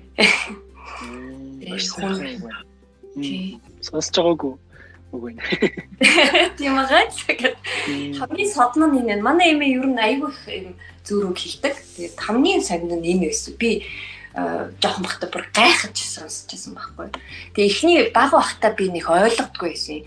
Яагаад ингэ өөрийнхөө хүүхдийг өмөрж хилээд байгаа юм уу гэж ойлгодог гэсэн үгүй юм байл л дээ. Ер нь бол зүгээр л хүн болгонд л те одоо ингэ нас айхах тусам ингэ л бодоод тахад монгол үг гэдэг чинь ингэ цөөхөн үгээр ингэ айгүй нандин ингэ том гэл ингэ философи хэлсэн байдаг. Тэгээ нас айхах тусам ингэ бодоод тахад хүн бүрд те сайхан хандаач л гэсэн утгатай үг юм байна гэж ойлгосон. За мартагдсан монгол үгч өстө жинхэнэ миний хобби. Бүр одоо өдөр шөнөгүй сууж сонирхож судалж уншдаг, ярьдаг, хэлдэг юм маань тэр үг байхгүй юу? За тэгээд одоо монгол мартагдсан үгс гэдэг байна. За одоо би харин аягүй санаа юм итгээд зүүр үг хэлье заяа. Жохон сонирхолтой байлгах үднээс тэнгэр харах амны гарц, тэмээ шаах гарын гарц гэдэг байхгүй юу? Тэр одоо нөгөө манайх ч яг нөгөө шаах гэдэг үгийг ингээм илүү юм одоо итгээд үг хэллэгээр хараалын үг хэллэгээр хэрэглээд байгаа боловч тэр чин бол ингээд шууд зохих, зоох гэсэн утгатай үг шүү дээ. Ер нь бол. За тэгээд гол энэ зүүр цэцэн үгний гол утга санаа нь юу вэ гэхээр нэгэнт чиний одоо өөрчилж чадахгүй зүйл байгаа бол тэрэнд ингэж бухимдаж зовоох хэрэггүй. Одоо тэр тэмээ шаах гарын гарц гэдэг чинь бид нар хичнээн нүцгэн гараараа тэмээг зохиж авлаа гэд тэмээ яахчгүй зүгээр л тэр хүний л гар нь өвдөд өнгөрөх байхгүй юу? За тэнгэр харах амны гарц гэдэг нь тэнгэр цаг агаар хичнээн одоо ямар байлаа гэд тэрийг чи хичнээн муугаар хэллээ тэглээ инглээ гэд тэр бол одоо биднээс болж өөрчлөгдөхгүй тийм агуу зүйл шүү дээ. Байгаль цаг уур гэдэг чинь. Тэгэхээр нэгэнт одоо өөрийн өөрчилж чадахгүй ч юм уу нэгэнт өөрөөс шалтгааллахгүй зүйлсийг ийм байгаагаар нь хүлээж авч тэрэнд ингэж зогцсон байх хэрэгтэй юм байна. Эсвэл юм болгонд ингэж шүүмжтэй хандаж одоо уцаарлах хэрэггүй байхгүй юм байна гэдэг санааг илэрхийлж байгаа болоо гэж бодъё. Тэгээ айгу олон янзаар тайлбарлаж болох ахaltaа. Тэгээ яг одоогийн нэг юм цаг үеийн нөхцөл байдал байна шүү дээ. Одоо энэ эрүүл мэндийн улс төрийн хэцүү цаг үеийн нөхцөл байдалд бид нар ингээд маш их уур бухимдлаа стрессээ ингээд онлайнаар цацаал ингээд бусдтай айгу муугаар ингээд нөлөөлөл дамжуулаад яваад байна л да. Тэгэхээр яг энэ цаг үед л хамгийн тохирох үг юм болов гэж бодож байна. Одоо ингээд бүх зүйл уурсдгаар авсаад өнгөрөд болтгоороо болно. Тэрэнд ингэж гүйж очиж өөртөө ингэж стрессийг наагаад өөртөө очиж стресстэд ингээд ах хэрэггүй юм байна л гэж бодож байна да. За маш сонирхолтой хоёр үг хуваалцсан зочдтой маш их баярлалаа. Тэгээд өнөөдөр оролцсон зочд маань болохоор Тунмал арт студийн үүсгэн байгуулагч Ингч Аргал, Тунмал арт студийн багш Ингч Чимэгнэр оролцлоо. Тэгээд 30 сая евротой үйл мэдэх подкастын маань дугаарт оролцсон та хоёртоо маш их баярлалаа. Тэгээд бас сонсож байгаа залуучуудад маань гэлтэхгүй бүр аав ээжүүдэд хүртэл ингээд юм ойлгуулсан. Одоо миний нэг хийсэн хамгийн жаргаж хийсэн дугаар гэдэг шиг. Хоёр ч ихсэн айгу жаргаж оролцлоо. За тэгээд та хоёрын ажилд өндрөөс өндөр амжилтыг хүсэн мөрөө. Тэгээд хэрвээ магадгүй нэг би нэг юм хэлэх гэжсэн чинь мартчихшгүй даа гэд хэрвээ бодогдож байгаа тийм зүйл байвал хоёр зочин манаас үгээр далимдуулаад төсөөлт нь хэлж болно шүү. За тэгээ яг хамгийн сүүлд яг хэлмээр санагдаж байгаа үг бол яг үнэхээр юм цаг үеэ олсон мэдэрсэн хэрэгцээтэй подкаст хийхэд өөртөө үнэхээр их талархлаа. Яагаад гэвэл одоо энэ карьер төлөвлөлт, мэржил сонголт энэ залуу үеийнхэнд тулгамдаад байгаа хаашаа хинт хандхаа мэдгүй байх үед нь юм алт шиг үг болж хаврын цас шиг юм хэрэгтэй подкастын зочноор урсанд маш их баярлалаа. Энэ ажлаа ингээ цааш нь тууштай хийгээд олон хүний ирээдүйн амьдралд нь оч асааж гэрэл гээгээ түгээгээсэй гэж хүсэн өрөөё. За баярлалаа. За миний хувьд ч гэсэн маш их баярлалаа. Ийм залуучуудад нийгэмд хэрэгтэй үйл хийж байгаад чинь бас их талархаж байна. Тэгээд одоо яг сүүлийн одоо хаалт болгоод хүмүүстэй хэлэхэд сонсож байгаа залуучууд хүүхдүүдэд хэлэхэд зүрх сэтгэлийнхээ дуудлагыг дагаарай. Зүрхээ чагнаж, зүрхээ одоо чин сэтгэлээсээ хийж байгаа ажилдаа зүрх сэтгэлээ зориулж бүх зүйлээ зориулж явал хүн нийгэмдээ тустай байж чадвал хүн тэгэхээр аз жаргалтай байж чаддаг шүү гэж хэлмээр байна. Тэгээд орж оруулсанд маш их баярлалаа. Баярлалаа. Яа тэгээд хэрвээ өнөөдрийн дугаар маань таалагдсан бол та бүхэн YouTube channel subscribe дараарай. Тэгээд page-ийг follow, like, share хийгээрэй гэж хүсье. Нэр тэгж хэлдэг гэсэн шүү дээ. Like, share, subscribe.